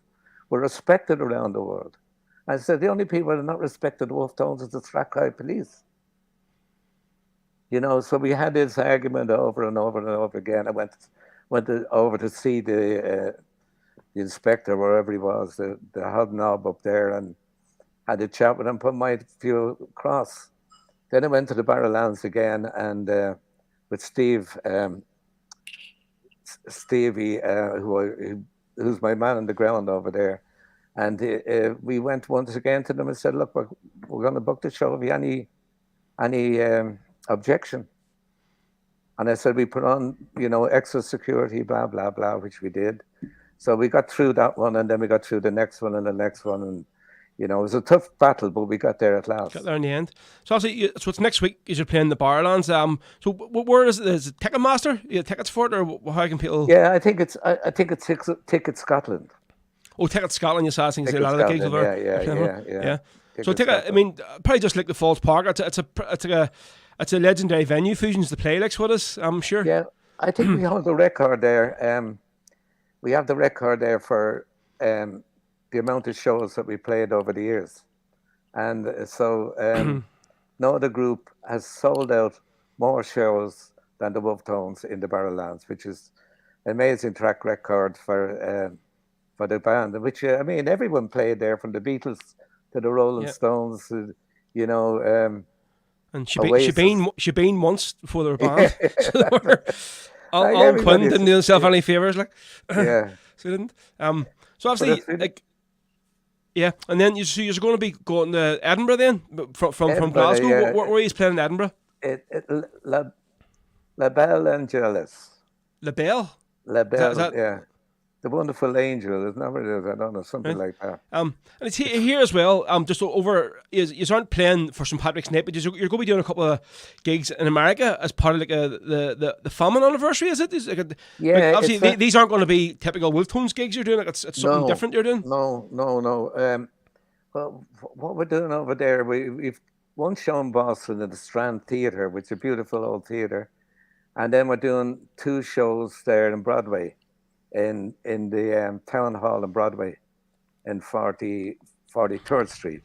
So what I'm doing is the first half, which is an hour and a quarter, will be basically songs about the famine. Right. I've written some of them just to bring the whole story to life, and one of them is about John Mitchell. John Mitchell is a favourite rebel of mine from past days, and he was basically sent away to Tasmania because of his activities during the famine time. He wanted the people to arm and take up arms to stop the food being taken out of the country, and which they got him away out of the place as soon as they could, because they didn't want the food being stopped going away from Ireland. And the other one is called The Ships of Shame. And The Ships of Shame is about, all the ships that were brought from Ireland, laden down with Irish food. And it starts off like, the winds of shame are blowing many ships across the ocean, carrying Ireland's food away to feed a greedy empire, while Ireland's cries of hunger are echoing over the ocean waves, to be heard by many people in the far and distant lands. Many people responded to that call to Ireland. Not enough to feed the country, but people like the first, I think, was the Jamestown from Boston, which was an old ship captured from the British, and that came laden with food to Ireland in 1847. It was captained by a fellow called Captain Forbes. Forbes? Okay. Right. Forbes, yeah. Who had no connection with Ireland, but felt empty with the Irish people. So, laden down the ship with food, it came to Cork with it in 1847. He left on the 28th of March, and took him 15 days to get to Ireland. So listen, Bran, I just want to thank you again for coming on today. I mean, I was really surprised when Kieran sort of reached out during the week, and I just jumped at the chance. So obviously, I normally have guests on every 2 weeks, but I wasn't going to give up the chance to get yourself on the show, honestly. So thank you so much for coming on. It's been just incoming the live comments. People are just in awe. They're going, this has been great today. Hearing a lot of stuff I didn't even know before, you know what I mean, about these stories and stuff. So thanks very much, mate. It's been an absolute privilege to have you on, so it has. So before, we're going to do one more song from the Wolf Tones. We could have done there's so many songs to play, but obviously Celtic kick off here at 4 o'clock in the cup today. So we're going to play obviously the probably most well known of all of the Wolf Tone songs. Maybe the one you just get the most grief for as well. So it is in the media and stuff. Of course, talking about the Celtic Symphony. So tell me before I do a song, how did this come about? I mean, had you always had a connection with Glasgow Celtic? I mean, before this song was written, or? Yeah, well, I got the hail from my uncle Leo, who used to bounce me on the knee with hail the seltzer here when I didn't understand what I was singing about. But you know, my grandmother and grandfather lived in Glasgow in the Gorbals until he came back to Ireland in 1916. Right. And he was conscripted, and he didn't want to. He said he'd never fire a shot for England. But so I had this Glasgow Celtic thing going on because of the connection we had with the family, with people from Glasgow and everything else. So back in, I'd say, the 60s, 70s, I often wondered why everybody was going around with Liverpool jerseys, Manchester United jerseys, and this and the other, and there was no connection. The connection was lost between Celtic and the Irish people. Yep. So I set out, and someone said, what achievement? I did an interview years ago, and I said was reuniting the Irish people with Celtic. And I decided then that I'd have to do something about it. So the song was that reason. Now it was written for the 100th anniversary in '88, and people said, well, how did the words and everything come about? I said, well, I just, once again, making up stories. But one of the things I saw when I was walking through Glasgow one time and looking at the wall, I see all the graffiti on the wall, and I see ooh, up the ram on the wall. And I see, like, you know, up the cells and all that kind of thing. So it's on the wall. I said, there's me chorus. And so I went into that. And it was like, you know, I see graffiti on the wall. It says, well, magic, graffiti on the wall. You know, and then it goes, ooh, up the ram, say, ooh. So, like, that was the chorus, was the graffiti I saw on the wall in Glasgow walking through the city. And so the next one was, you know, here we go again and all that kind of thing. It's kind of like, you know, the repetition of going to the matches all the time, going up to Paradise to see the matches. I mean, I was there when, you know, when in the old days before they destroyed the jungle. Jungle, yeah. I'd been in the jungle a couple of times. But you know, so all those things, that's a great memory, I suppose. Surely, yeah. For a lot of people, you know, the jungle's gone, and lovely, beautiful stadium now, but you know, that's a memory. See, talking about song, I actually used to do a kids' school disco for it in a local school where my daughter goes to now. It's actually the school I used to go to, and I was back maybe 2 or 3 years ago, and they'd have like a disco every year, you know, at Halloween and when the kids are closing up for the summer. And it's one song, like you're talking like P1s at the P7. It's one of the first songs come, Mr. Play Celtic Symphony, play Celtic, and like you're going, I don't know, I can't. So actually the headmaster, and Mr. McCabe had said, listen, look, can I play it there? He says, oh, it's all right. Yeah, no problem, play it. And actually, he didn't know what the song was, so he didn't. And literally, as soon as I come into the chorus, and literally all like literally 100 P1s, P2s, all shouting, ooh, up the rah. He's like, get that off, turn it off, turn it off. And I go, you said, you didn't tell me what the song was. I didn't know it was a bloody IRA song. Jesus, he says, oh, we're going to be getting complaints from the parents and all and everything.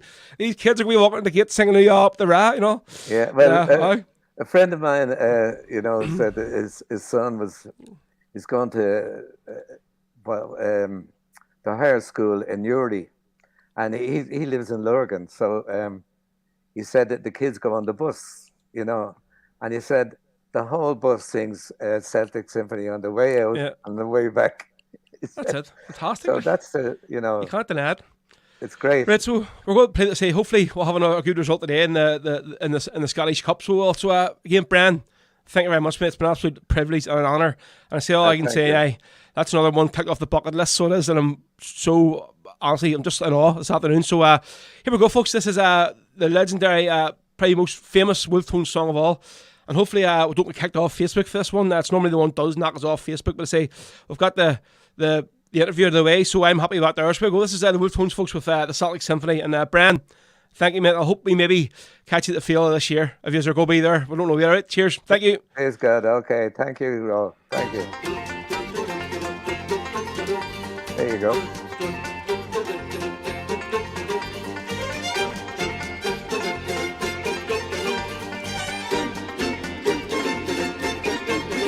It was far across the sea when the devil got a hold of me. He wouldn't set me free, so he kept me sold for ransom. Na na na na na na na na na na na na na na na na. I'm a sailor man from Glasgow town. I've roamed this world around and round. He's the meanest thing that I had found in all me days of wandering. Na na na na na na na na na na na na na na. And I could see his evil eyes. What's then he took me by surprise. Take me to your paradise. I want to see the jungle. Na na na na na na na na na na na na.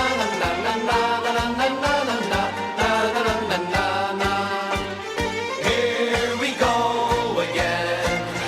We're on the road again. We're on the road again. We're on our way to paradise. We love the jungle deep. That's where the lion sleeps. For then those evil eyes, they have no place in paradise. Graffiti on the wall just as the sun was going down. I see graffiti on the wall of the cells, of the cells. Graffiti on the wall, it says we're magic, we're magic. Graffiti on the wall. Graffiti on the wall. And it says ooh ah up the rat, say ooh ah up the rat. Ooh ah up the rat, say ooh ah up the rat. Ooh ah up the rat, say ooh ah up the rat. Ooh ah up the rat, say ooh ah up the rat. Ooh ah up the rat, say ooh ah up the rat. Ooh ah up the rat, say ooh ah up the rat.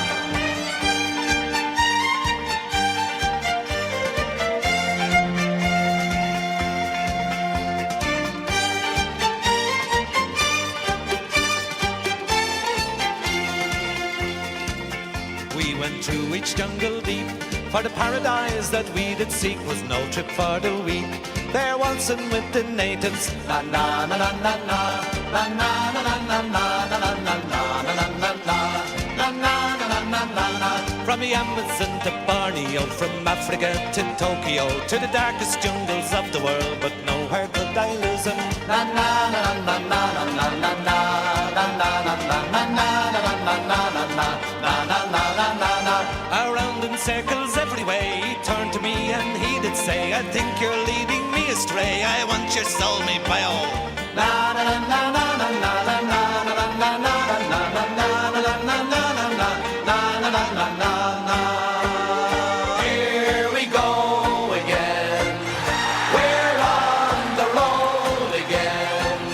We're on the road again.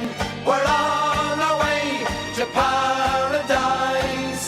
We love the jungle deep. That's where the lion sleeps. For then those evil eyes, they have no place in paradise.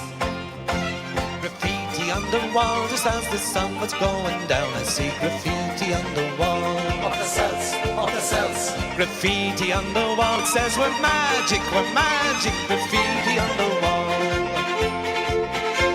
Graffiti on the wall. It says ooh ah up the rat, say ooh ah up the rat. Ooh ah up the rat, say ooh ah up the rat. Ooh ah up the rat, say ooh ah up the rat. ra, say ooh ah up the ra. Ooh ah up the ra, say ooh ah up the ra. Ooh ah up the ra, say ooh ah up the ra. There we go. So the Wolftones are and Bran Warfield. What a guy, folks! And say I just said him. That's definitely one I can die and happy man now having both Derek Warfield and Bran Warfield on the show at different parts of it and interview them, hearing about their lives. So next up, Tommy Byrne is there. So we'll have to get Tommy on the show. But folks, yeah, thanks for all the comments. I just see them all flying through. Really means a lot. Thank you very much.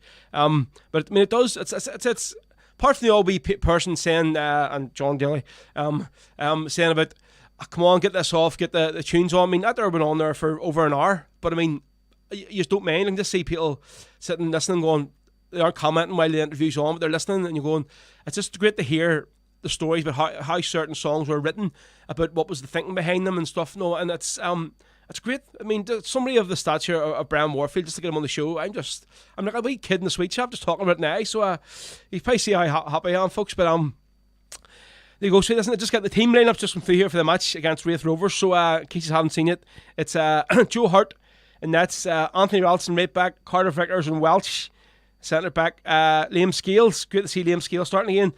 Tommy Rogic, Beaton in the middle with a Tate, James Forrest, Giacomakis and Johnson up front. So that's the lineup, and I'd say it's great we'll have squad depth to be able to put a team on like that there and still have maybe the subs, or then go into the match during the week and the league or this European match on Thursday with a bigger, stronger squad. So yep, we'll see you today anyway. That's at 4 o'clock kickoff. So yeah, folks, thanks very much. All in comments went very, very well. Apart from just obviously the wee blip in the middle when Bran lost. Obviously it wasn't my fault this time. Bran's internet connection just cut off and he couldn't get back in, but we got in there eventually. So yep, right, so what do we have left? We'll have another 40 minutes to go time to fit as many songs in the day as possible, folks. I do have to fit in. I have to shoot on at 4 o'clock on the button today. So I know he's all probably thinking, he didn't start at 10 past 1, so he should be staying for another few tunes. But actually, it's Julian on the bench. I'll just check and see now. Wait a minute. Let's see where I was. Scottish Cup, Celtic, Wraith. Lineups. Where's the? See if we can see the bench. The bench for Celtic is Barkas, Scott Bain. Why are they putting two bloody keepers on the bench? Yeah, Julian's on the bench, Greg Taylor, Abada, James McCarthy, Jada, Inaguchi back as well, Maida, Colin McGregor, and Ben Dokes. So it's a pretty strong bench as well. Hopefully we won't need them boys, but it'd be great to see big Julian on, so it would. Right, so we're going to go on with the next song here. Marty Kane had asked for this one, and obviously I didn't get to play the version of Grace he was looking at. I'll definitely look for next week, but we're going to play, he was looking for No Criminal in Me by Clover. And obviously, I'm pretty close to the lads now. We've done a couple of, they come up and play for my Big Fans Gathering gig. And folks, just talking to the Big Fans Gathering, everything is confirmed now. So it is, I'll not be advertising it until we finish our gigs in March, at the start of March in Glasgow and Liverpool. Because I don't really think it's fair. We need to concentrate on selling tickets for that gig first. And then I'm going to be going full out. So it'll just mean, again, it's going to be happening over 2 nights on the 2nd and the 3rd of December in the Balmoral Hotel. So obviously we've moved away from the PD this year. It's going to be in the Balmoral Hotel, 2 nights. Folks, the lineup for this year's gig is phenomenal. You're going to love it when you see it over the 2 nights. Now, if any of us are coming over to stay for the gig, the Balmoral are doing a special room rates they are. So basically you have to just ring up, and I'm not sure what it is, if it's much more dear or cheaper than what it is now, but you ring up and just quote the Big Fans Gathering, and that they have set it a special room rate for the weekend. And then on the Sunday, obviously we've done the after party last year. It was great. This year's after party is going to be taking place in the Rock Bar upstairs, so it is. So I cannot wait for that there. And then we'll all head downstairs. For Rebel Sundays, yeah. So we'll not talk too much about the Big Fans Gathering. As soon as I get back from Glasgow here at the start of March, folks, I'm going to be all out. They're trying to get these tickets shifted to because it's going to be a big gig this year. So here we go. So this is going to be one of the bands that are headlining that gig, Clover. That's a wee bit of exclusive. Clover are going to be headlining the Big Fans Gathering one of the nights once again. So that's the only band they're going to tell you about.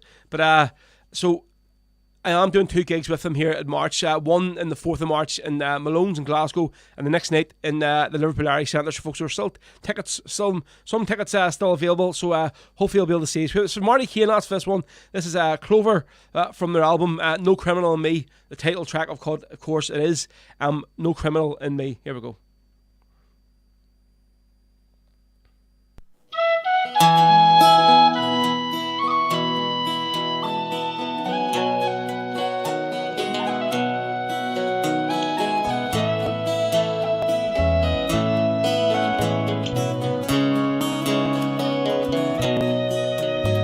I dreamt I met a man named Bobby Sands from Belfast. He told me of his childhood and his youth. In the back streets of Twinbrook he played from morning till night. He assumed no hay on others, that's the truth. He said, there's no criminal in me, all I long for is to see my country at peace and my people one and free. When I had life in me, I stood with dignity.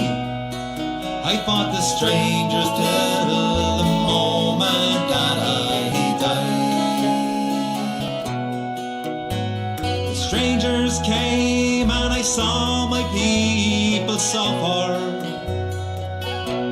and the boy inside me, he soon became a man. I joined the volunteers and I swore to free my people, and for right or wrong I tried, I made my stand. You see that house there, that's the home of Joe McDonnell. We were sentenced 14 years in Longcatch jail. But I have one last card to play for those strangers, and my mind is made to lead a hunger strike. He said, there's no criminal in me, all I long for is to see my country at peace and my people one and free. When I had life in me, I stood with dignity. I fought the strangers till the moment that I died. The strike, it took my life, and I remember that mattress on the ground to rest my head. This blanket as my shield, well, I stood proud and I stood tall. You see that mural there, it says Bobby Sands, that's me upon the wall. He said, there's no criminal in me, all I long for is to see my country at peace and my people one and free. When I had life in me, I stood with dignity. I fought the stranger till the moment that I died. I fought the stranger till the moment that I died. I fought the stranger till the moment that I died. I fought the stranger till the moment that I die. Yeah, folks, son of Clover there from County Limerick, who were playing last night at Martin Milan's big Ballad Fest in Cork there, the Mallow Ballad Fest, and say, got it, I couldn't get to it.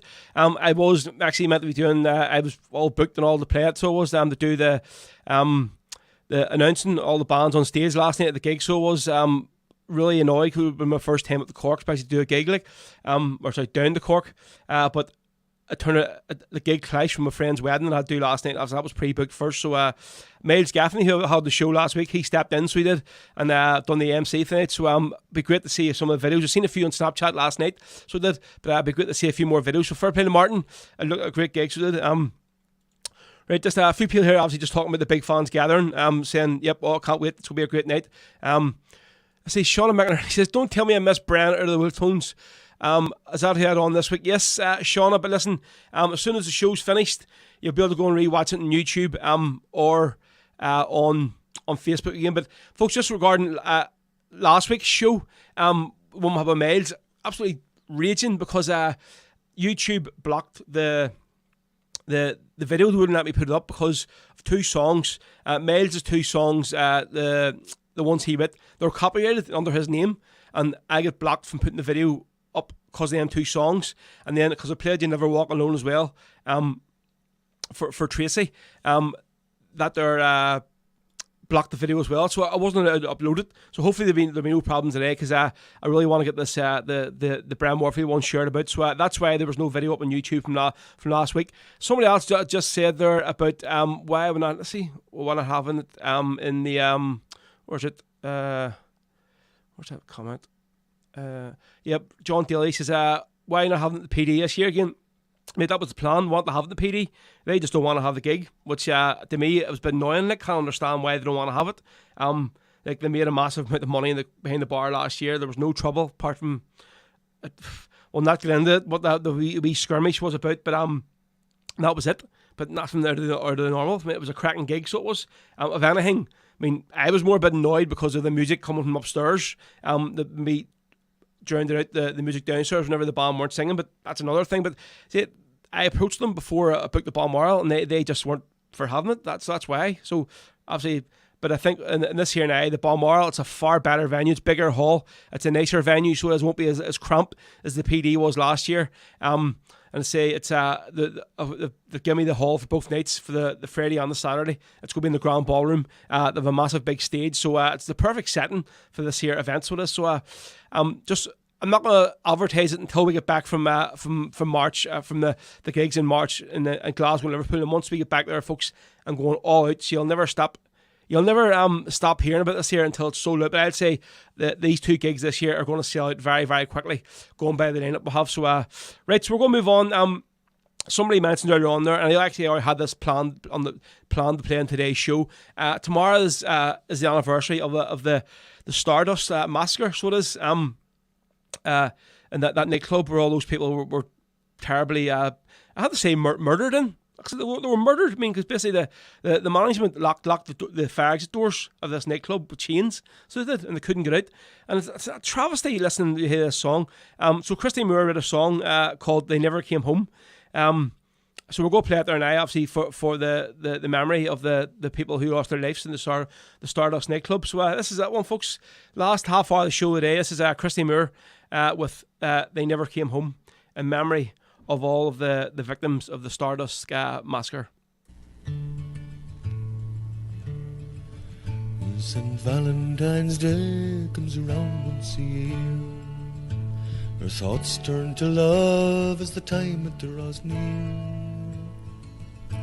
When sweethearts and darlings, husbands and wives, pledge love and devotion for the rest of their lives. As the day turns to evening, soon night time does fall. Young people get ready for the Valentine's ball. As the night rings with laughter, some families still mourn the 48 children who never came home. Have we forgotten the suffering and pain, the survivors and the victims of the fire in our train? The mothers and fathers forever to mourn, the 48 children who never came home. And 'twas down to the Stardust they all made their way. The bouncers looked on as they lined up to pay. The records were spinning, there was dancing as well. Just how the fire started, sure no one can tell. In a matter of seconds, confusion did reign. The room was in darkness, fire exits were chained. The firefighters wept, for they could not hide their sorrow and anger for those left inside. Have we forgotten the suffering and pain, the survivors and the victims of the fire in our Tane? The mothers and fathers forever to mourn, the 48 children who never came home. Throughout the city the bad news had spread. There's a fire in the Stardust with 48 dead. Hundreds of children are injured and maimed, and all just because the fire exits were chained. Our leaders were shocked, grim statements were made. They shed tears by the graves as the bodies were laid. The injured have waited in vain for 4 years. It seems like our leaders shed crocodile tears. Have we forgotten the suffering and pain, the survivors and the victims of the fire in our Tane? The mothers and fathers forever to mourn, the 48 children who never came home. 500,000 was paid in solicitors' fees, a fortune for the owner and his family. It's hard to believe that not one penny came to the working class people who suffered the pain. The days turn to weeks and the weeks turn to years. Our laws favour the rich, or so it appears. A mother still waits for her kids to come home. Injustice breeds anger, that's what's been done. Let us remember the suffering and pain, the survivors and the victims of the fire in our Tane. The mothers and fathers forever to mourn, the 48 children who never came home. There we go. As soon as they never came home. Song written by Christy Moore. Obviously all about the terrible tragedy in the Stardust nightclub in Artane, and it's disgusting. Like, and you listen to it, just that's the Irish government all over. So there's so many things that has happened there in the south that people are still waiting on redress the minutes there. Let's see, somebody had just said there, I'll see, don't back in there, about Marty, had said the Facebook is off. Yeah, it went off just in the middle of the Celtic Symphony, so I've restarted it again, but just thankfully we got Bran's whole interview on Facebook before it cut off, so the Celtic Symphony is always a pretty songs will get us cut off Facebook, but listen, we'll have to play it today. I mean, their most famous song ever, and there's a great wee story behind it, and obviously with Celtic kicking off very soon as well. Right, so we're going to play on here with the tunes, folks. Say, see me just putting the wee ad up there now. Don't mean to go on with this here, but yeah, if any, you're enjoying the show, you're enjoying the interviews, folks, just drop us a wee donation or a tip that keeps the show going. All the software and stuff we need to pay for to keep the show going every month. There's subscriptions last year for different programs we need to use for producing the show. So all your wee tips and donations do go a long way, folks, to help it. So if you scan the wee QR code there, you'll also see it there on the top corner up there. Just scan your phone out there, whatever. Or if you don't use PayPal, just send me a wee PM and I'll send you the bank details. You can send a wee a bank transfer. Again, there's folks. There's a list of us every single week that send me a donation, a tip, and I say that's why I always put in the post when I do the wee post after the show. Thank you all. It does mean a lot to me. So yeah, if you can drop something in, it'd be much appreciated, folks. Right, so let's just see what more comments come through here. Can I play the Psalm song? Let's see. Ray Collins says they tried to get an injunction against the song being played back when it was a race. I'm sure they did. But like suppose back then, many causes Christy Moore put his hat to, like, fair play to him. Richard, well, I see Marty Higgins was on earlier on there. I don't know if he's still on it. He probably is still in there hiding. So he's playing the Rock Bar the night. So he is the culchiest of all culchies. So he is. But it's great to see Marty getting the gigs, and even better when I seen during the week he announced to put the lineup for the Dubliner and Santa Ponza, back over in April this year, back where he belongs, alongside the rest of the residents there. So we will not be in the Dubliner this year, we'll not be in Santa Ponza, we're going to Tenerife. Just glad to get a holiday, but maybe hopefully get the Santa Ponza next year and see Marty and Darren and all the rest of the boys perform in the Dubliner, the rebel music capital of Spain. So it is. So Marty, yep, it's great to see you getting back over to where you belong, mate. It's been too long.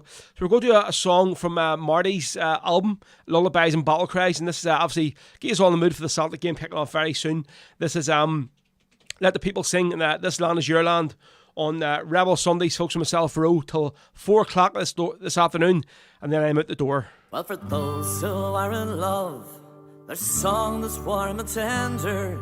For those who are oppressed, and some we can't process. So liberate your minds and give your soul expression. Open up our hearts and we'll sing for you the song. Let the people sing the stories and their songs, the music of their native land, their lullabies and pots of cries and songs of hope and joy, to join us hand in hand. All across this ancient land, throughout the test of time, it was music that kept our spirits free, the songs of yours and of mine.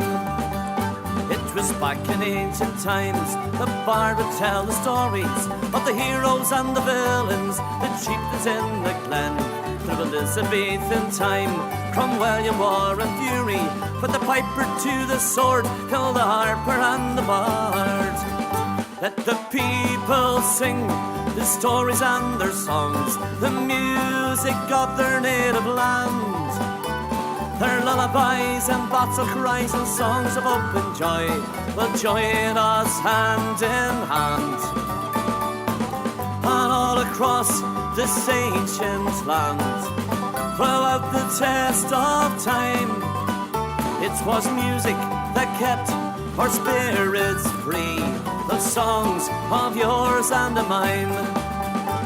Now Ireland, land and song, your music lives forever, in the mountains, in the valleys, the hills and in the glens. Our music did survive through the famines and oppression. To our generations gone, we'll sing for you the song. Let the people sing the stories and their songs, the music of their native land, their lullabies and battle cries and songs of hope and joy will join us hand in hand.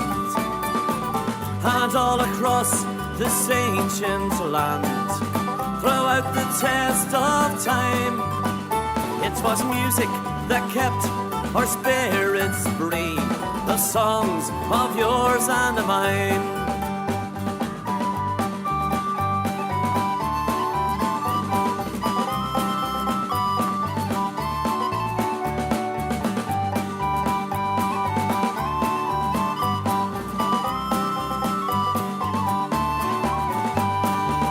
This land is your land, this land is my land, from the northern highlands to the western highlands, from the hills of Kerry to the streets of free Derry. Oh, this land was made for you and me. As I was walking on Shannon waters, I was hand in hand with my darling daughter. The church was ringing, the people singing. Oh, this land was made for you and me. This land is your land, this land is my land, from a northern highland to the Western Highlands, from the hills of Kerry to the streets of free Derry. Oh, this land was made for you and me. We climbed a mountain, saw the crystal fountain. We watched the waves roar on the rocky seashores.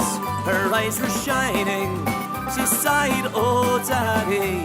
Oh, this land was made for you and me. This land is your land, this land is my land. From a northern highland to the Western Highlands, from the hills of Kerry to the streets of free Derry. Oh, this land was made for you and me.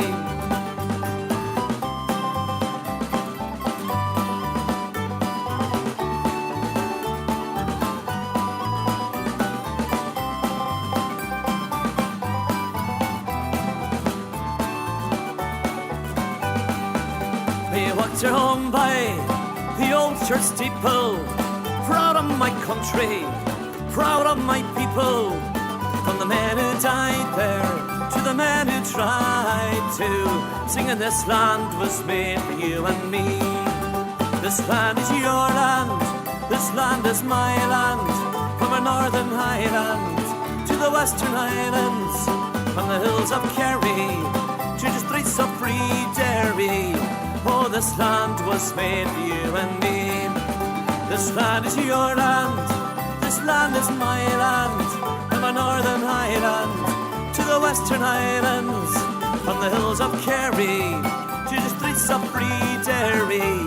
Oh, this land was made for you and me. We're singing this land was made for you and me. Oh, this land was made for you and me.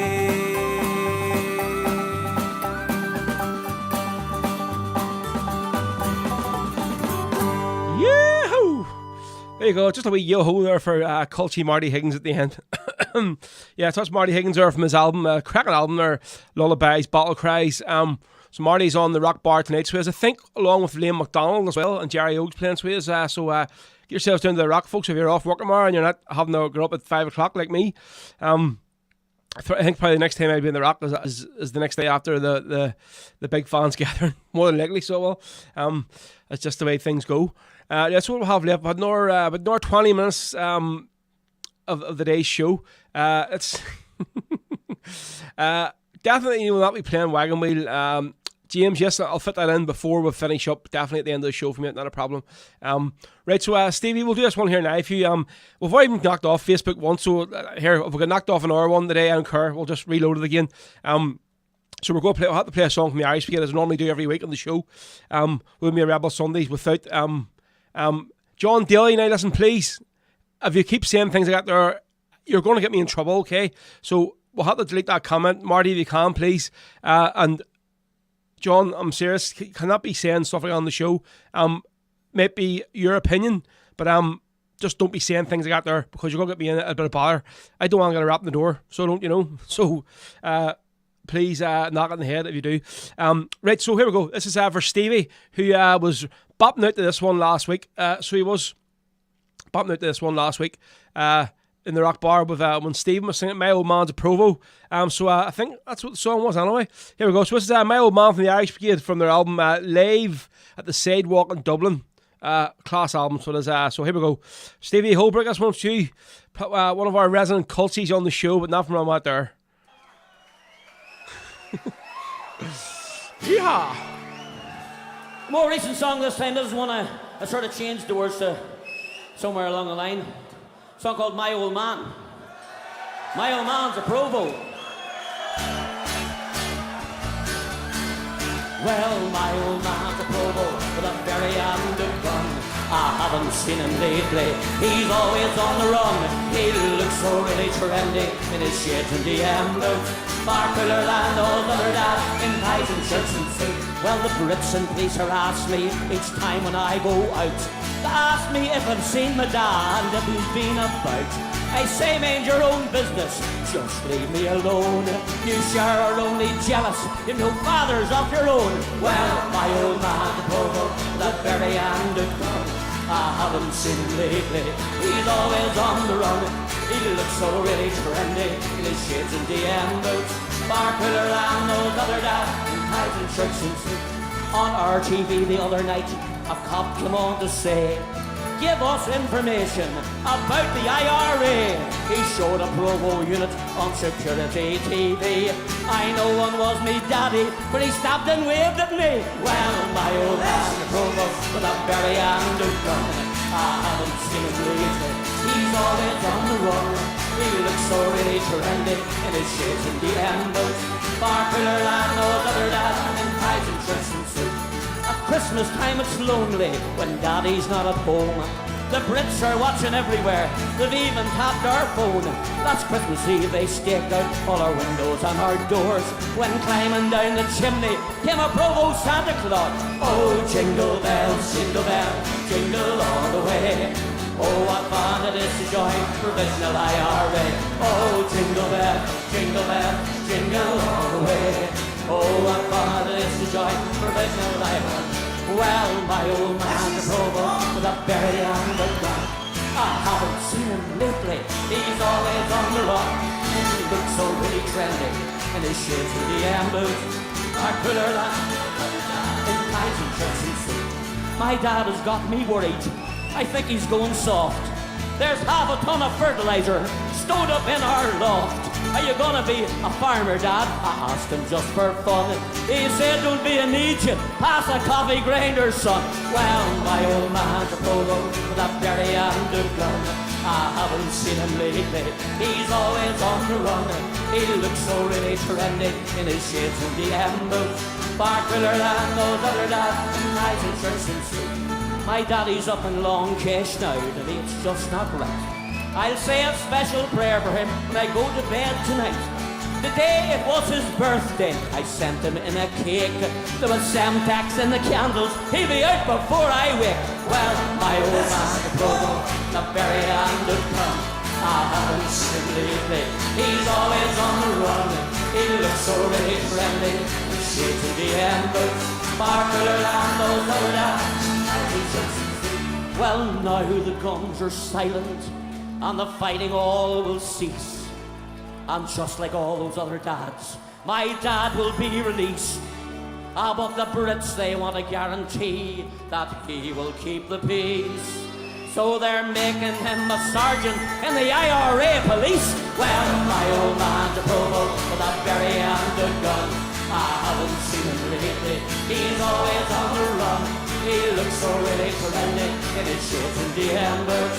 Far cooler than those other dads in ties and shirts and suits. Far cooler than those other dads in ties and shirts and suits. My old man! Go on, you. Jerry Clark, you absolute legend, you. What about Stevie Howarth being actually taught by the man himself? That's class. It wasn't being Jerry Clark and being your teacher in school. Madness. Right, what we have left in the last 10 minutes today, folks. Class comments there, folks. Thank you very much. I seen somebody was talking to me earlier about turf or something. Was that you, Stevie? I wouldn't know end of a bog field there to another. I'm glad. I wouldn't actually. You might know this guy called Mark McCartney. He's a comedian from I think he's around from Tyrone sort of area, more close to Enniskillen direction. He was on Colin Gaddis's podcast last week. I was watching. And obviously he's just from like a wee farming community, you know, and he was talking about going actually to go and cut the turf with his dad, like. And do you see the story? He was telling, it was just hilarious, like, whatever. He says you're just used as a slave. Jesus, no wonder all these farmers have money when they have about 10 kids. That's why they have so many children, because they don't have to pay any staff, because all their kids are just mugs. So they are, and they're milking the cows, cleaning all this shit, and then getting in and cutting all the bog up in the field as well. So there's a method between the madness for all these farmers where they have so many children. That's why they don't have to pay any staffing. The communities just don't. Oh, there you go, Peter. What's the crack? Very late today. Are you down from last night? I say, Peter, I have to say, haven't seen any videos. Seen a few Snapchats from Richie last night, but haven't seen any videos of the gig. So hopefully it went well for you. Let's see anybody else jumping on here. Terry Milius, he says Pete Farr Can of Stout, Rose Show, great music and interview. Now off to watch the boys. Happy Sundays. Yes, so folks, the match kicking off another very, very soon. So we're going to play one more song, and then we're going to finish up for the afternoon. We'll finish up after this with around the vein as usual. So for James, who asked this one, he always does every other week. We haven't played any Damien Quinn today, so we'll do this one. I just know when we had Damien on the show a few weeks ago, we sort of said this song here was definitely his best work to date, and it's a class song, really. Called The Ballad of Peter Pepe Rooney. Peter Pepe Rooney, in case you didn't know who he was a volunteer from West Belfast. And when you look at the videos from outside of St Agnes Chapel of Joe McDonnell's funeral, Bobby Sanders' funeral, whenever they done the gun salute, Peter was one of the guys there with the gun, and it's a very well known story. So it is. That was Peter Pepe Rooney. So this is the ballad Damien Quinn read about him, and it's an absolutely class song, I have to say, and I'll say it every time I talk about it because Damien doesn't get enough credit for writing this song. So for James, this one's for you, mate, on Rebel Sundays. This is the last official song of the day. Then we're going to finish up with a nice anthem as usual after the show. So we go. This is the Ballad of Peter Pepe Rooney from Damien Quinn on Rebel Sundays.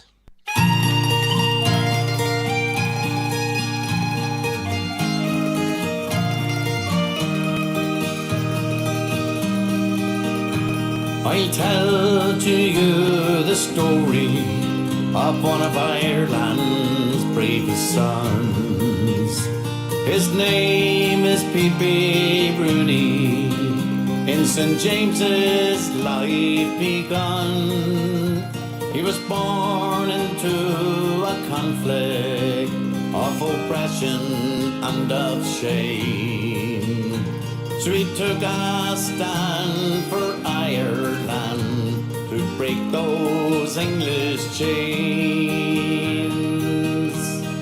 So we'll sing of Pepe Rooney from St James's by the Falls, that fearless fighting soldier for Ireland gave his all.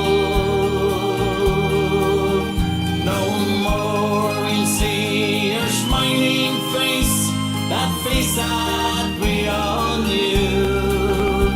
You lived your life for freedom's fight and for Ireland's 32. He watched his brother Daniel die, murdered by the crown. This spurred his fight for freedom.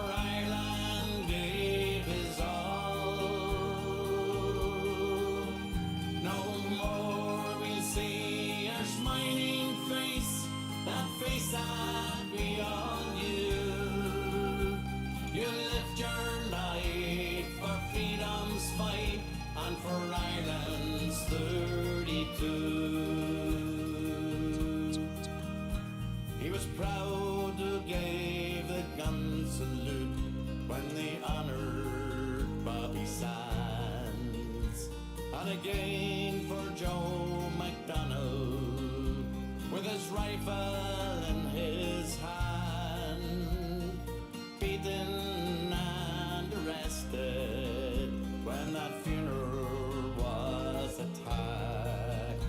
Did a sentence in the H blocks and then reported back. So we'll sing of Pepe Rooney from St James's by the Falls, that fearless fighting soldier for Ireland gave his all.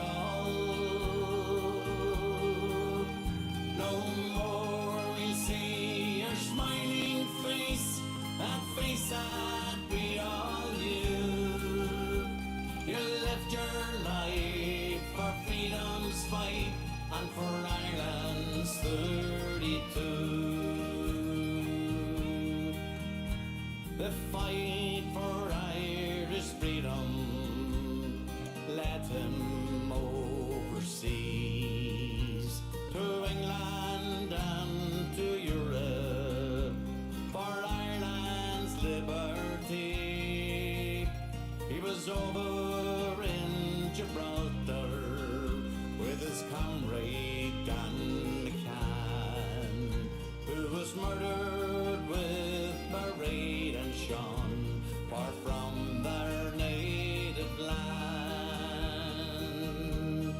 So we'll sing a P.B. Rooney from St. James's by the Falls, that fearless fighting soldier for Ireland gave his all. No more we'll see your smiling face, that face that we all knew.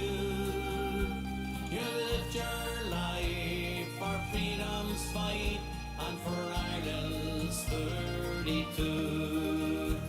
You lived your life. Yeah, it's sort of Damien Quinn there, folks, here with the ballad Peter P.B. Rooney.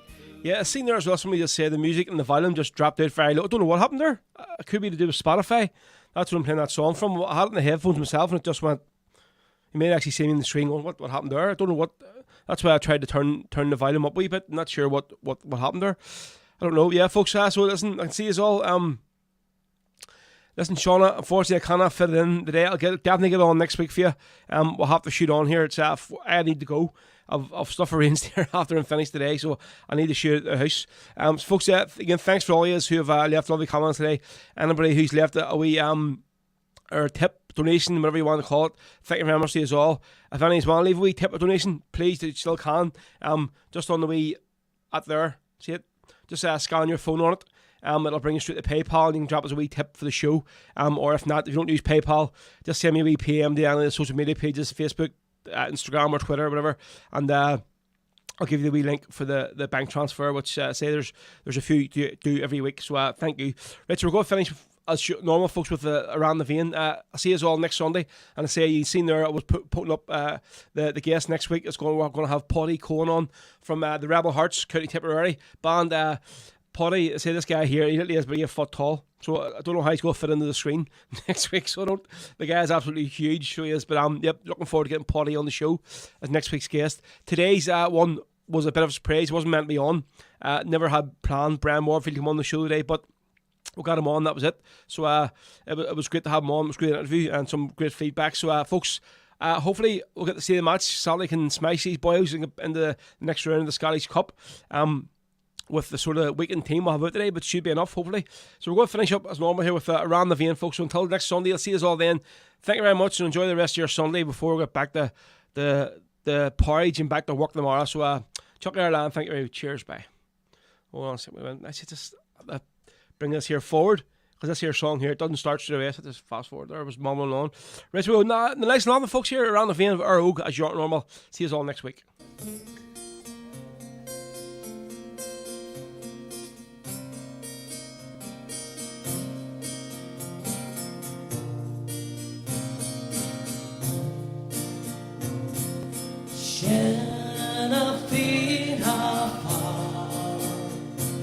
Safi Alligator,